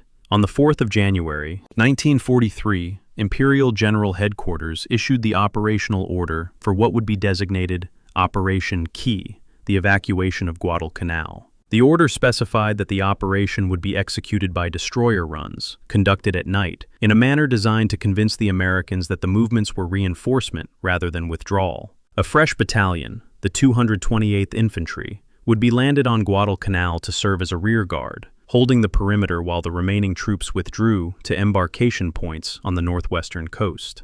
The operation was planned for early February. Between the 4th of January and the 1st of February, 4 more weeks, the surviving troops on Guadalcanal would continue to starve, continue to die, and continue to wait. The pace of the paperwork and the pace of the dying were operating on different timescales, and the gap between them was filled with the silence of men who had run out of the strength to do anything except lie in their foxholes and hope that the next sound they heard was a friendly voice telling them it was time to go. Chapter 14, Operation Key, the masterpiece nobody celebrates. The 1st of February 1943, 2200 hours. Ironbottom Sound is dark, the familiar, total darkness of a tropical sea under cloud cover. And into that darkness, from the northwest, come 20 Japanese destroyers moving at high speed. Their wakes are white lines on the black water, visible from the air if there were aircraft to see them, which at this hour there are not. The destroyers are not carrying supply drums. They are not carrying troops for landing. Their decks are cleared, their accommodation spaces emptied and prepared for passengers. They are coming to take people off Guadalcanal, not put them on. The men waiting on the beaches near Cape Esperance, silent, emaciated, many unable to walk without the support of comrades, do not yet know this is happening. The operational security has been extraordinary. The Americans, whose intelligence apparatus has been reading Japanese intentions with varying degrees of success throughout the campaign, have not identified this operation's true purpose. The Comsipac intelligence summary for the preceding days assesses the destroyer movements as consistent with reinforcement operations, probable buildup for renewed offensive. The assessment is wrong, and its wrongness is not an accident. It is the product of the most sophisticated and successful Japanese deception operation of the Guadalcanal campaign. The deception plan for Operation K was, in its conception and execution, everything that the preceding 5 months of Japanese operations on Guadalcanal had not been: coordinated, disciplined, realistic, and effective. The plan's architects understood that the Americans would detect the destroyer movements through Coast Watcher reports, radar, and signals intelligence. They could not hide the ships. What they could do was control the interpretation. In the weeks preceding the evacuation, Japanese air attacks on Henderson Field were intensified, not to a level that suggested desperation, but to a level that suggested preparation for an offensive. False radio traffic was generated indicating the assembly of reinforcement convoys. On the 14th of January, a fresh infantry battalion, the 228th, was landed on Guadalcanal, a commitment of troops that made sense only if Japan intended to continue fighting. The landing was detected by the Americans and interpreted as confirmation that the Japanese were reinforcing. The logical framework was plausible. Japan had reinforced before, it was reinforcing now. The destroyers were probably carrying more troops. The Americans prepared for a renewed Japanese offensive. They did not prepare for an evacuation. The deception worked because it exploited the most powerful bias in intelligence analysis, the tendency to interpret new information in the context of existing patterns. Japan had always sent troops to Guadalcanal. Therefore, these ships were sending troops to Guadalcanal. The syllogism was clean, logical, and wrong.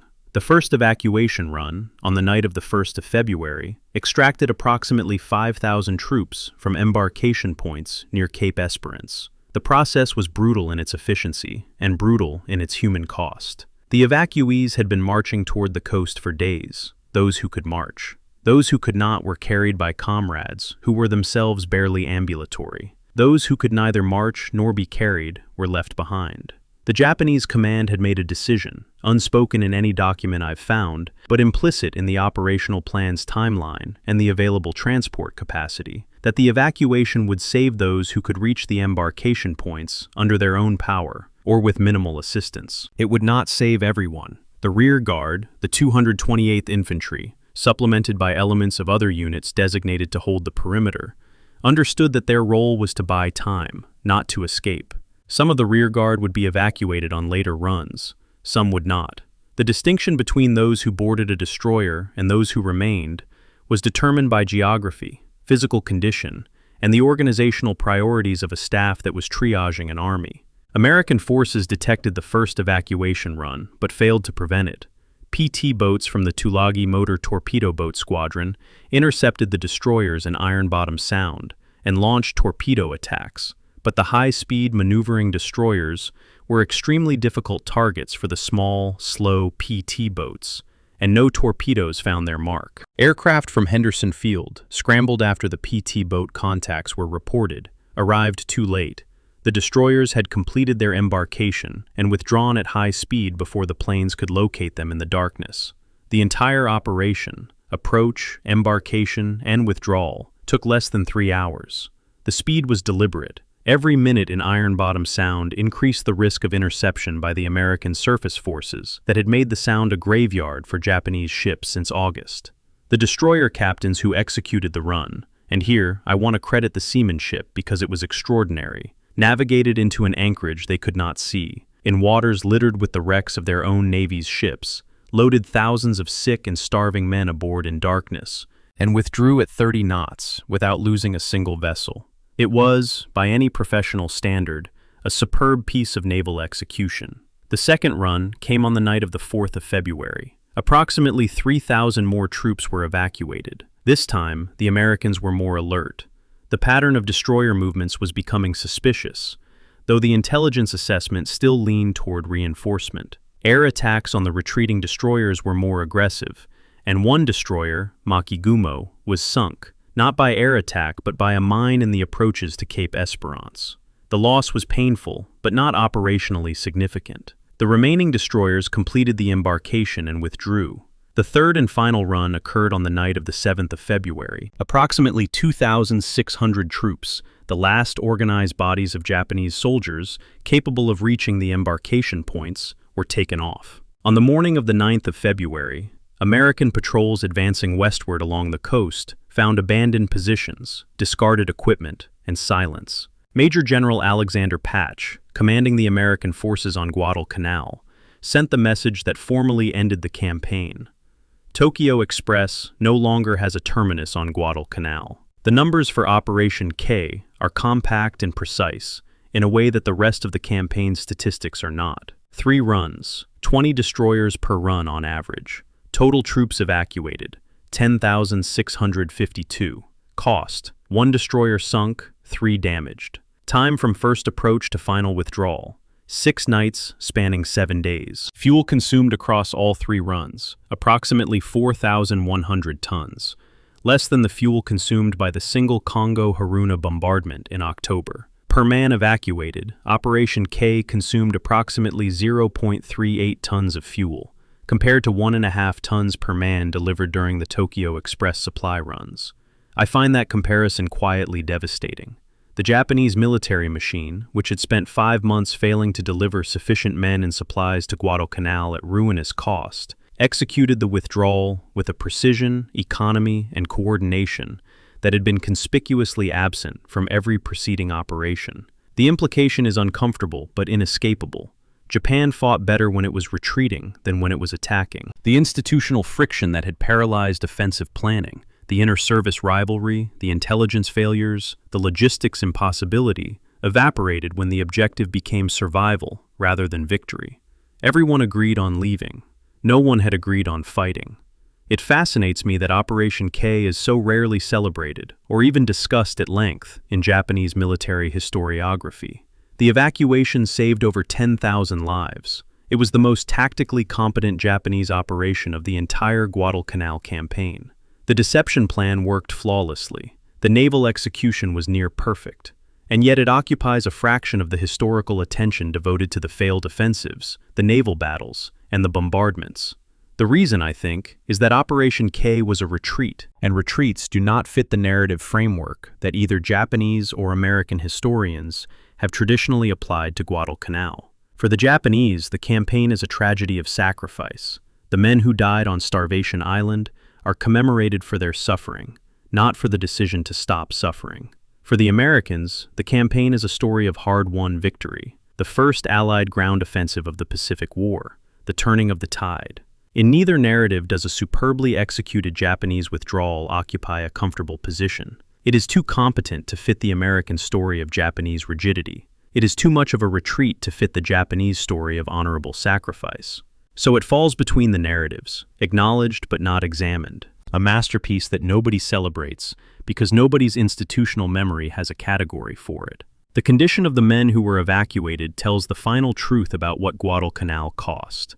Of the 10,652 evacuated, 600 died during the voyage to rear area hospitals, on the destroyer decks, in the open air, within sight of rescue. Another 3,000 required immediate and extended hospitalization upon arrival. Many of those hospitalized never returned to frontline service. The army that Japan extracted from Guadalcanal was not a fighting force. It was a collection of survivors, most weighing less than 45 kilograms, suffering from multiple concurrent illnesses, psychologically shattered by months of starvation and the knowledge that they had been abandoned by the system that sent them. They had been rescued too late to be saved as soldiers. They had been rescued just in time to be saved as human beings. And even that narrow margin, the gap between evacuation and death, had been closed not by strategic wisdom, but by the grinding, reluctant, agonizingly slow machinery of institutional consensus that had taken 3 months to produce a single word: go. The men who were not evacuated, the rearguard elements, the soldiers too weak to reach the embarkation points, the wounded who could not be moved, remained on Guadalcanal. Their exact number is unknown. Estimates range from 2,000 to 3,000. Some were killed by American patrols in the days following the evacuation. Some surrendered, a rarity in the Japanese military, but by this point, the institutional prohibition against capture had been overtaken by the physical reality of bodies that could not resist. Some died where they lay, in foxholes and jungle shelters, having survived the campaign but not the evacuation. Their remains joined the bones already scattered through the jungle from August's and September's and October's battles, adding a final layer to the archaeological record that Guadalcanal's soil has been slowly absorbing for 83 years. The rearguard held long enough for the destroyers to do their work. Then, the rearguard ceased to exist, not in a final dramatic stand, but in the gradual, biological way that a human organism ceases to exist when it has nothing left to burn. On the 9th of February, the jungle closed over the abandoned Japanese positions, like water closing over a stone. The foxholes filled with rainwater. The discarded equipment, rifles, helmets, canteens, mess kits, the detritus of an army that had consumed itself, began to rust. The trails that Kawaguchi had cut in September, that Maruyama had cut in October, that the rearguard had used in February, were already disappearing under new growth. Within weeks, the positions were indistinguishable from the surrounding jungle. Within months, the only evidence that an army had been there was the debris that the jungle could not digest: steel, bone, and teeth. Guadalcanal was returning to its default state, an island in the Solomons, humid, malarial, indifferent to the flags that had been planted and removed from its soil. The campaign was over. The dying was not. Chapter 15. The Accountant's Verdict. Japan's Strategic Balance Sheet. The 10th of February, 1943, the day after the last American patrols confirmed that the Japanese are gone. Not a battlefield, a ledger, or rather, several ledgers, ship production tables, aircraft loss compilations, pilot training pipeline reports, petroleum reserve inventories, spread across desks in Washington and Tokyo, compiled by staffs who will never meet each other, but who are performing the same function, counting what remains. This is the chapter where I step back from the island itself, from the jungle, the foxholes, the sound of rain on steel, and conduct the accounting that the men who fought the campaign could not perform, because they were too close to the numbers to see the ratios. The ratios are the story. Japan did not lose Guadalcanal because it fought badly, though it often fought badly. Japan lost Guadalcanal because it fought an attrition battle against an opponent that could absorb attrition, and Japan could not.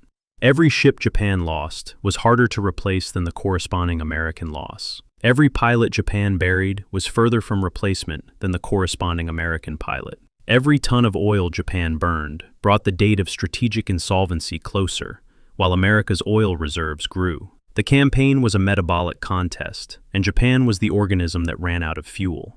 The warship losses, laid out side by side, appear roughly symmetrical if you count hulls.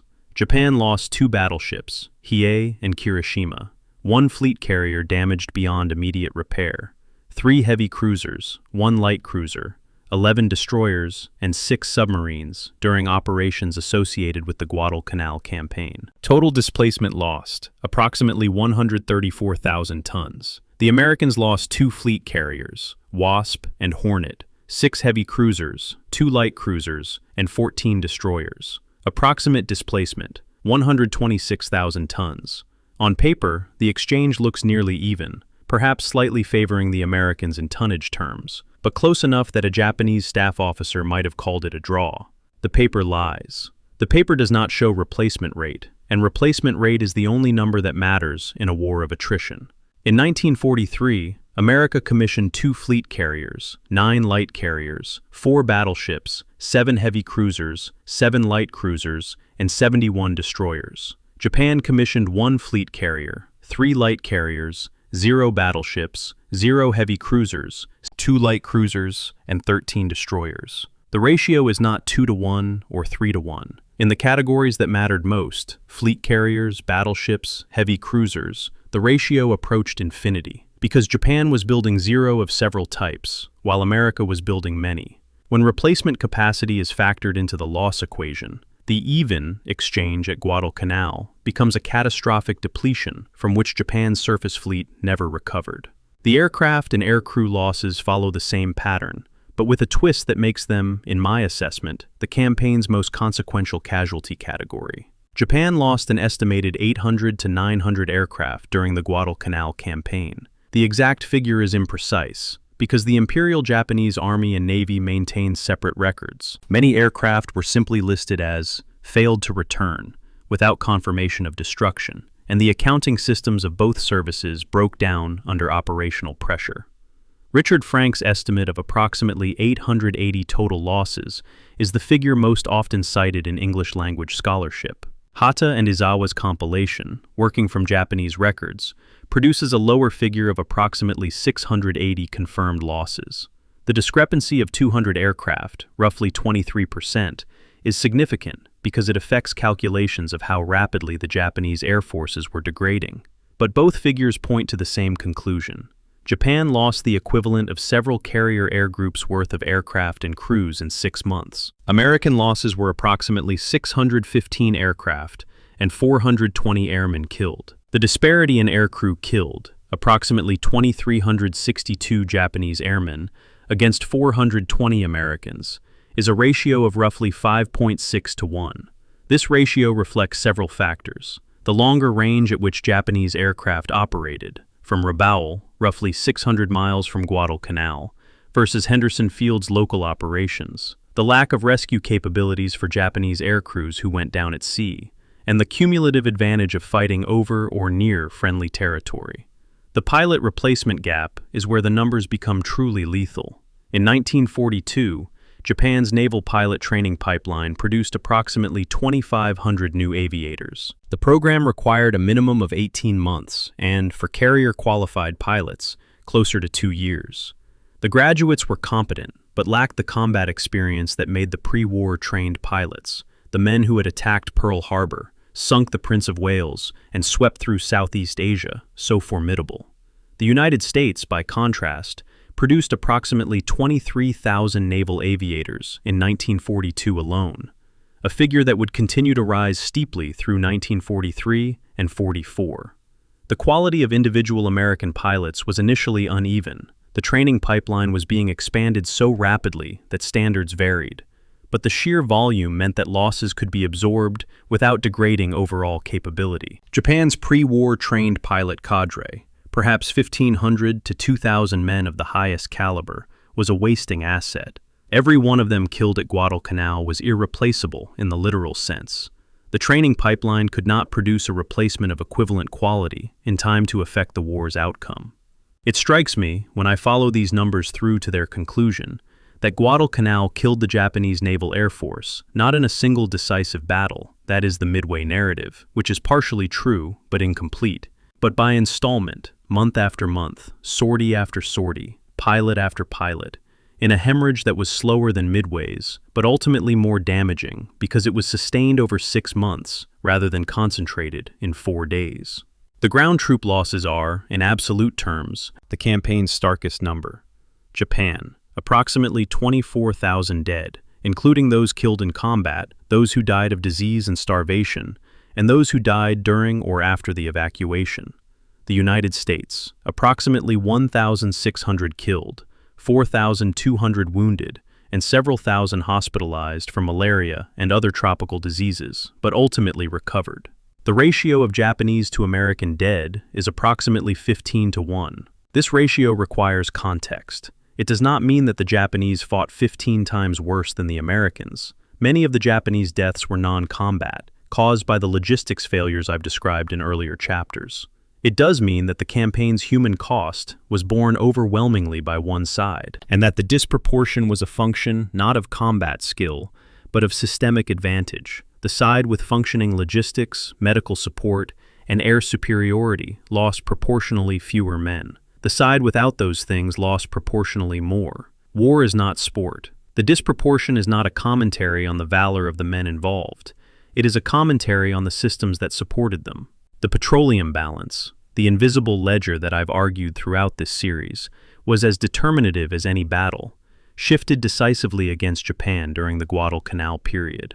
An estimated 100,000 or more tons of fuel oil were consumed on Guadalcanal-related naval operations between August 1942 and February 1943, against a total strategic reserve that was declining by approximately 50,000 tons per month, due to the gap between production, delivery losses, and consumption, Guadalcanal accelerated Japan's petroleum crisis by a measurable increment. The exact increment is difficult to isolate. Fuel consumed at Guadalcanal was simultaneously fuel not available for training, convoy escort, or operations in other theaters. But the directional impact is clear. Every Tokyo Express run, every bombardment sortie, every carrier battle in the waters around the Solomons drew down a reserve that Japan could not replenish at the rate it was spending. The Dutch sabotage of the East Indies oil fields, the growing effectiveness of American submarines against Japanese tanker routes, and the IJN's own consumption rate were converging on a date of practical insolvency,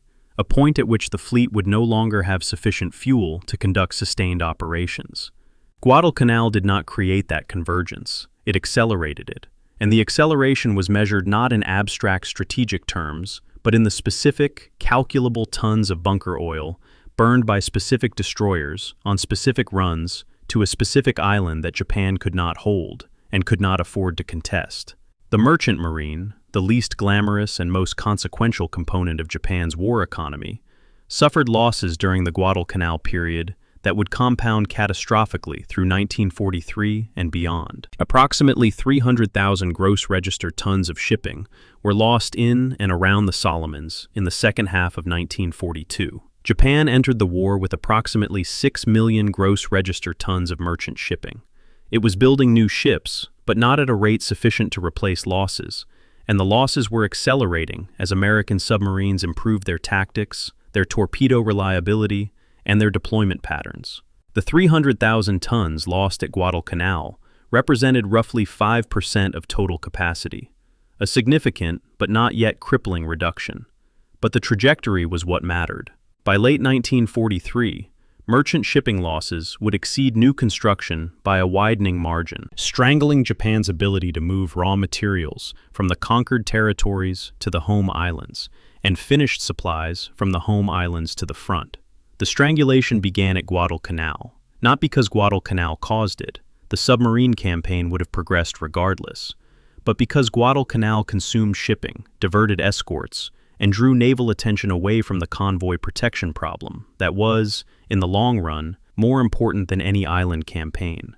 When I sit with these numbers, and I have sat with them for longer than is perhaps healthy for a person who is supposed to be constructing a narrative rather than building a spreadsheet, what emerges is not a story of individual failure, but a story of systemic mismatch. Japan entered the Guadalcanal campaign with a military that was qualitatively superior in several domains: night surface combat, torpedo technology, individual pilot skill, and the intangible but real factor of combat experience accumulated since 1937.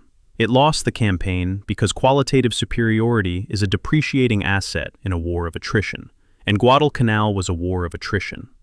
Every engagement consumes some of that qualitative edge. Experienced pilots killed, veteran destroyer crews lost, tactical innovations observed and countered by an opponent that learned faster because it could afford the tuition. The American military at Guadalcanal was not, in August 1942, a particularly efficient fighting machine. By February 1943, it was measurably better. Better at night fighting, better at radar employment, better at air-ground coordination, better at logistics. The improvement was purchased with blood and steel, but the American economy could pay the price. The Japanese economy could not.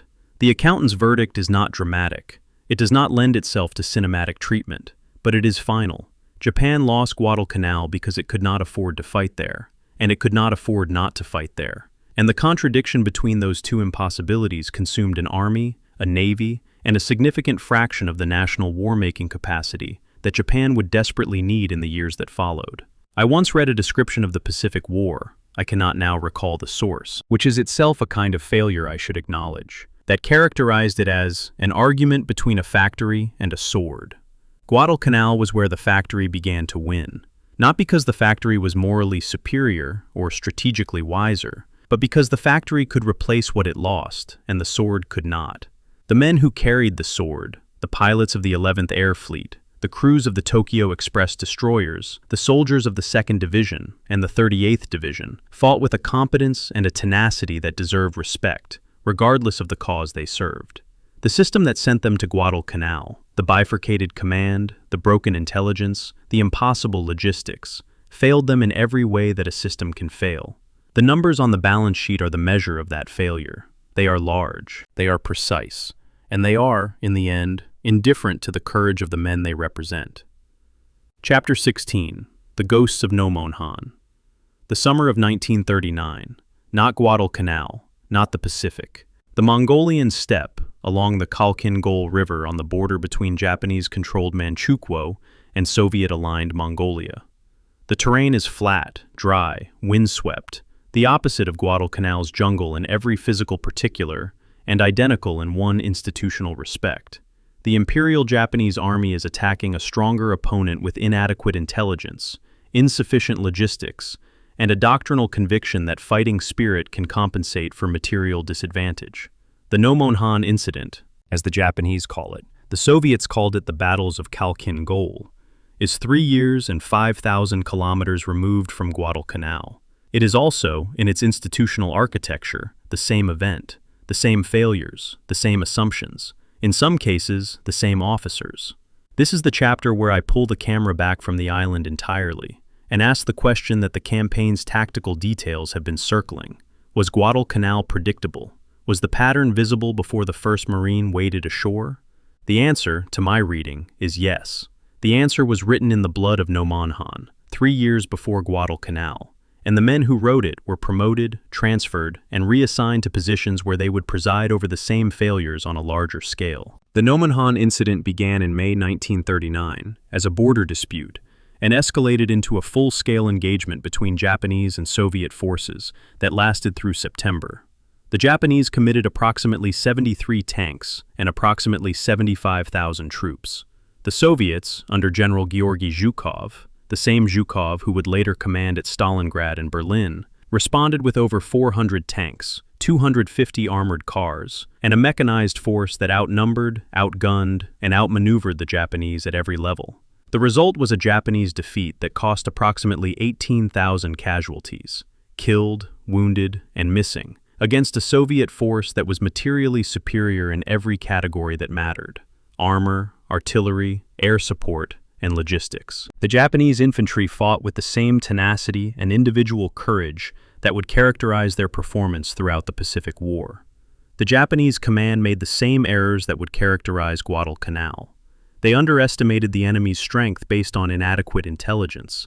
They attacked with insufficient force based on optimistic assumptions. They relied on night attacks and bayonet charges to neutralize an enemy's firepower advantage. And they failed to provide their troops with the logistical support necessary to sustain operations beyond the initial assault. The after-action review conducted by the Army General Staff in 1940, a document held in what are now the archives of Japan's National Institute for Defense Studies, identified 3 principal failures: inadequate logistics, poor intelligence, and lack of inter-arm coordination. I want to pause on that last item because it prefigures Guadalcanal in a way that is almost too neat. Lack of inter-arm coordination at Nomonhan referred to the failure to coordinate infantry, armor, and artillery in combined arms operations. The inability to get different components of the same army to work together effectively. At Guadalcanal, the same phrase, scaled up from inter-arm to inter-service, described the failure to coordinate the Army and Navy in joint operations. The institutional dysfunction was the same in both cases: an organizational culture that valued independent action, offensive spirit, and vertical loyalty within service branches over horizontal coordination between them. The Nomonhan Review recommended reforms.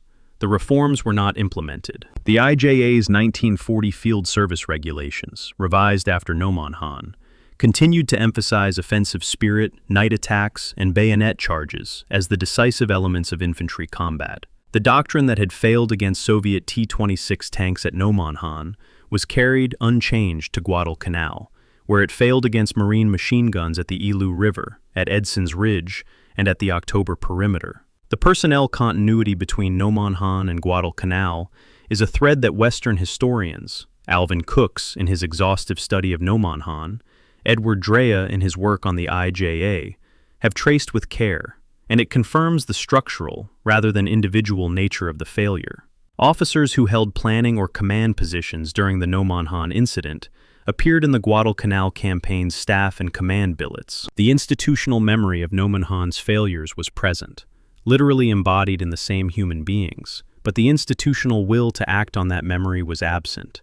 The explanation is not that these officers were stupid or incompetent. Many were professionally capable individuals who understood, at some level, that the doctrine was flawed. The explanation is that the institution within which they operated did not permit the kind of fundamental self-revision that the Nomonhan lessons demanded. Revising infantry doctrine to emphasize firepower over spirit would have required the Army to acknowledge that its core belief, that Japanese soldiers were qualitatively superior to any opponent by virtue of spiritual training, was wrong. This was not merely a tactical adjustment. It was an existential challenge to the Army's institutional identity. And institutions, in my experience, would rather die than change their identity. The IJA chose to die. It just took until 1945 to finish the process. There is a historiographical divide on this question that I want to present honestly because it affects how we assign causation for Japan's defeat.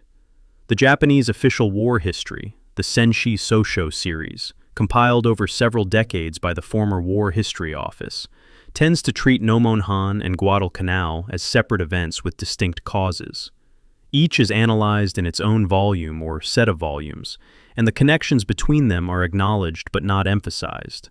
Western historians, Cooks, Drea, Frank, tend to see structural continuity, the same institutional pathologies producing the same outcomes in different theaters. Lieutenant Colonel Saito of NIDS, whose 2025 analysis I've cited throughout this project, aligns more closely with the Western view, a notable positioning for a Japanese defense analyst, and one that suggests the contemporary Japanese defense establishment is more willing to engage with structural criticism of its predecessor institution than the Senshi Sosho generation was. Saito's assessment that Guadalcanal exposed critical flaws in Japan's organizational command and inter-service coordination is framed in the present tense of institutional analysis, not the past tense of historical narrative.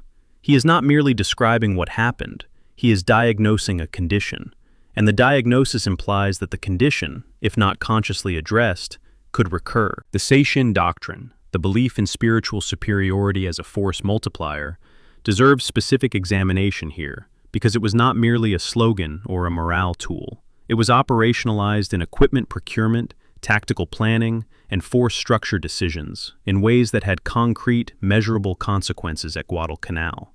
The IJA's investment in logistics infrastructure, trucks, supply depots, repair facilities, medical services, was systematically lower than that of its Western counterparts, because the doctrine held that Japanese soldiers could march farther, carry more, eat less, and endure more than any enemy.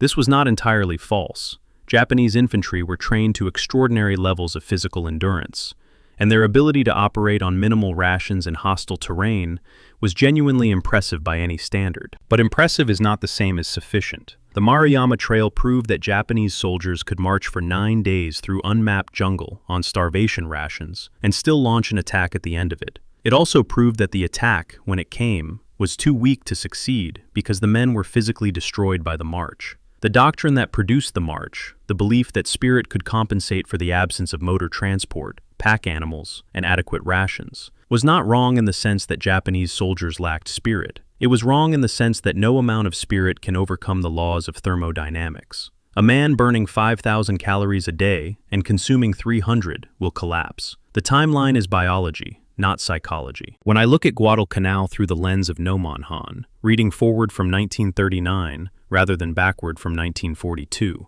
what I see is not a single campaign's failure, but a systemic inability to learn from failure that persisted across years, theaters, and commanding officers.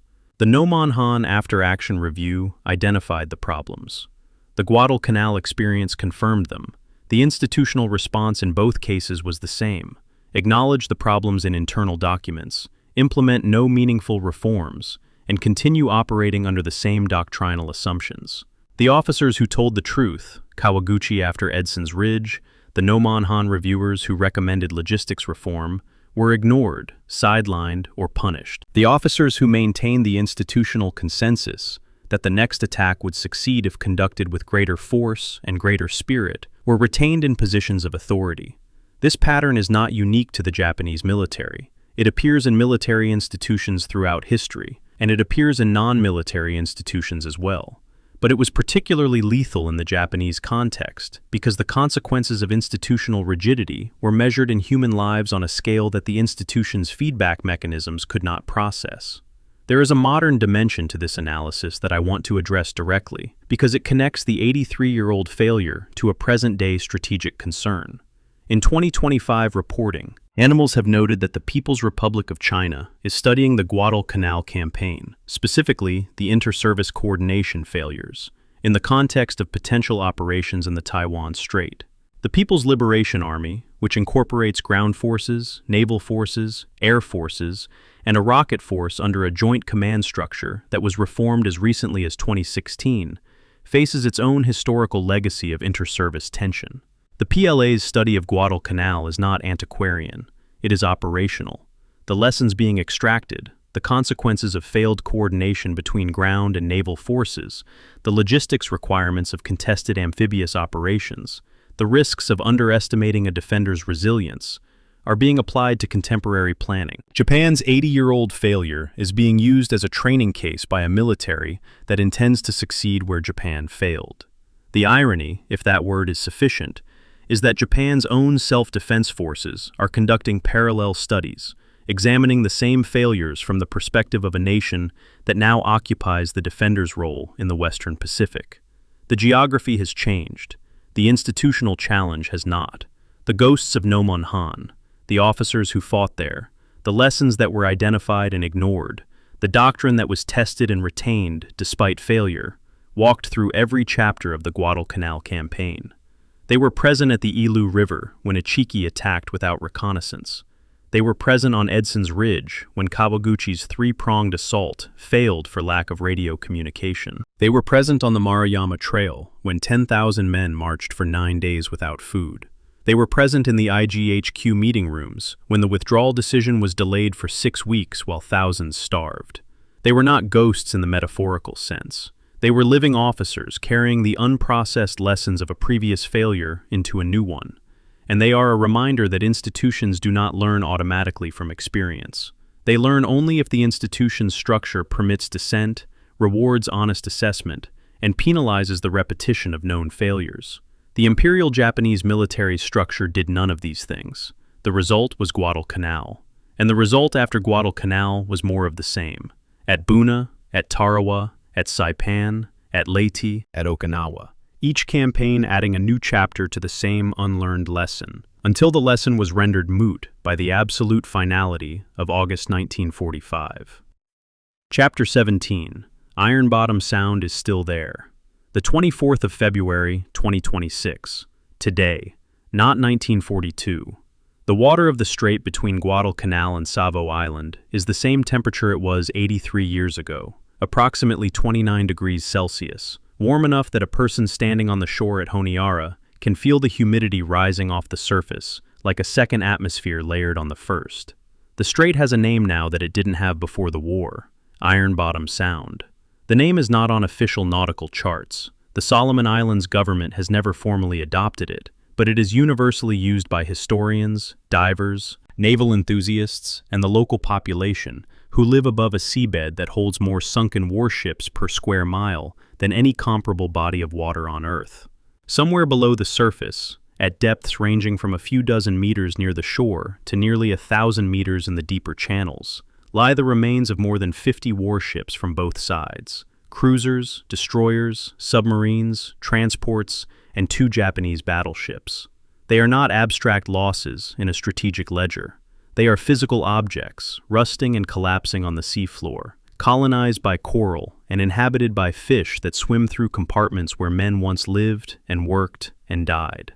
The Sound is a graveyard. It is also a living ecosystem. The two things are not in contradiction. They simply coexist, the way the present always coexists with the past on a piece of ground, or a piece of ocean, where something terrible happened and was never fully cleaned up. In February 2019, the research vessel Petrel, funded by the estate of Microsoft co-founder Paul Allen, who spent the last years of his life locating and documenting deep-sea shipwrecks from the Second World War, found the battleship Hiei. She was lying inverted on the seabed at approximately 2,952 feet northwest of Savo Island, in the approximate position where she had sunk or been scuttled on the evening of the 13th of November, 1942. The sonar image showed a vessel broken into large sections, her keel facing the sky, her superstructure, including the bridge where her commanding officer and much of his staff had been killed or wounded during the night action, crushed beneath the weight of the inverted hull.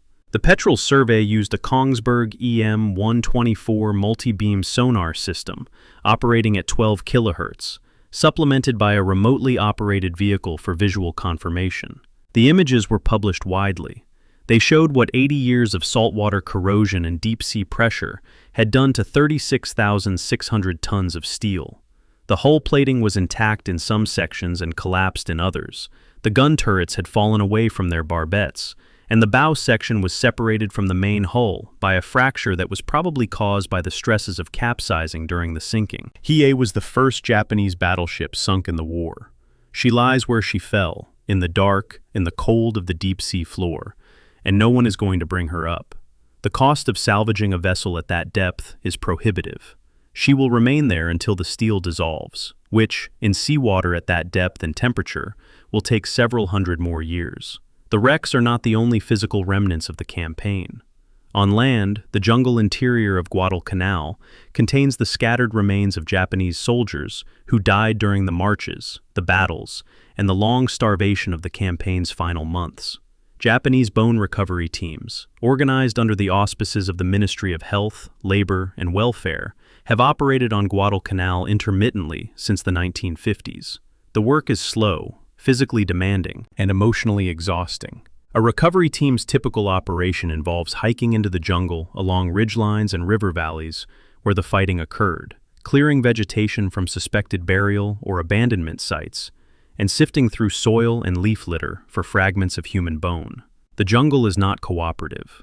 The tropical environment accelerates decomposition to the point where soft tissue disappears entirely within weeks of death, and bone itself, while more durable, is gradually dissolved by the acidic soil over decades. What remains after 83 years is often fragmentary: a femur, a section of skull, a jaw with teeth that might allow identification if dental records survived, which they usually didn't. Japanese government figures state that approximately 7,600 sets of remains have been recovered from Guadalcanal. Independent researchers and the recovery teams themselves estimate that between 8,000 and 12,000 remain unrecovered. The discrepancy reflects not disagreement about the count of recovered remains, but different estimates of the total dead, a number that, as I've noted throughout this project, is itself imprecise, varying between sources by several thousand, depending on which categories of death are included. The geography of the battlefield has been altered by 83 years of habitation,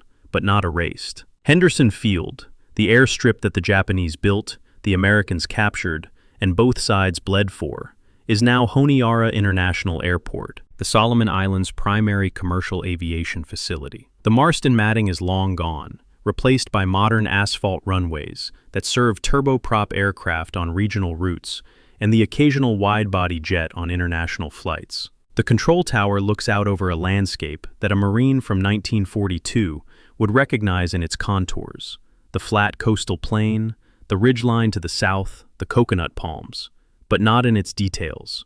The coconut plantation is gone, replaced by the sprawl of Honiara, the national capital, a city of approximately 84,000 people built around and on top of the battlefield. Edson's Ridge, Bloody Ridge, is partly developed, partly farmed, partly jungle. The Ilu River sandbar, where Ichiki's detachment was destroyed, is a fishing spot. The Matanakau River, along which some of the campaign's fiercest fighting occurred, is crossed by a modern bridge carrying Honiara's main coast road. The landscape holds the memory of the campaign, in the way that all landscapes hold memory, unevenly, selectively, in layers that reveal themselves only to those who know what to look for and where to dig. There is a question that Shoko Ikeda, writing in Japan Forward in 2025 about the Guadalcanal campaign, frames with a directness that I find difficult to improve upon. Why did they have to die in such a distant place? Ikeda visited Guadalcanal and walked the jungle paths that the Japanese soldiers had used. The humidity, the density of the vegetation, the sheer physical difficulty of moving through the terrain were, even with modern gear and no one shooting, enough to convey some fraction of what the soldiers had experienced. The question, why here, why them, why this island, does not have a satisfying answer. The strategic logic of the campaign was clear. The airfield threatened the American-Australian supply line.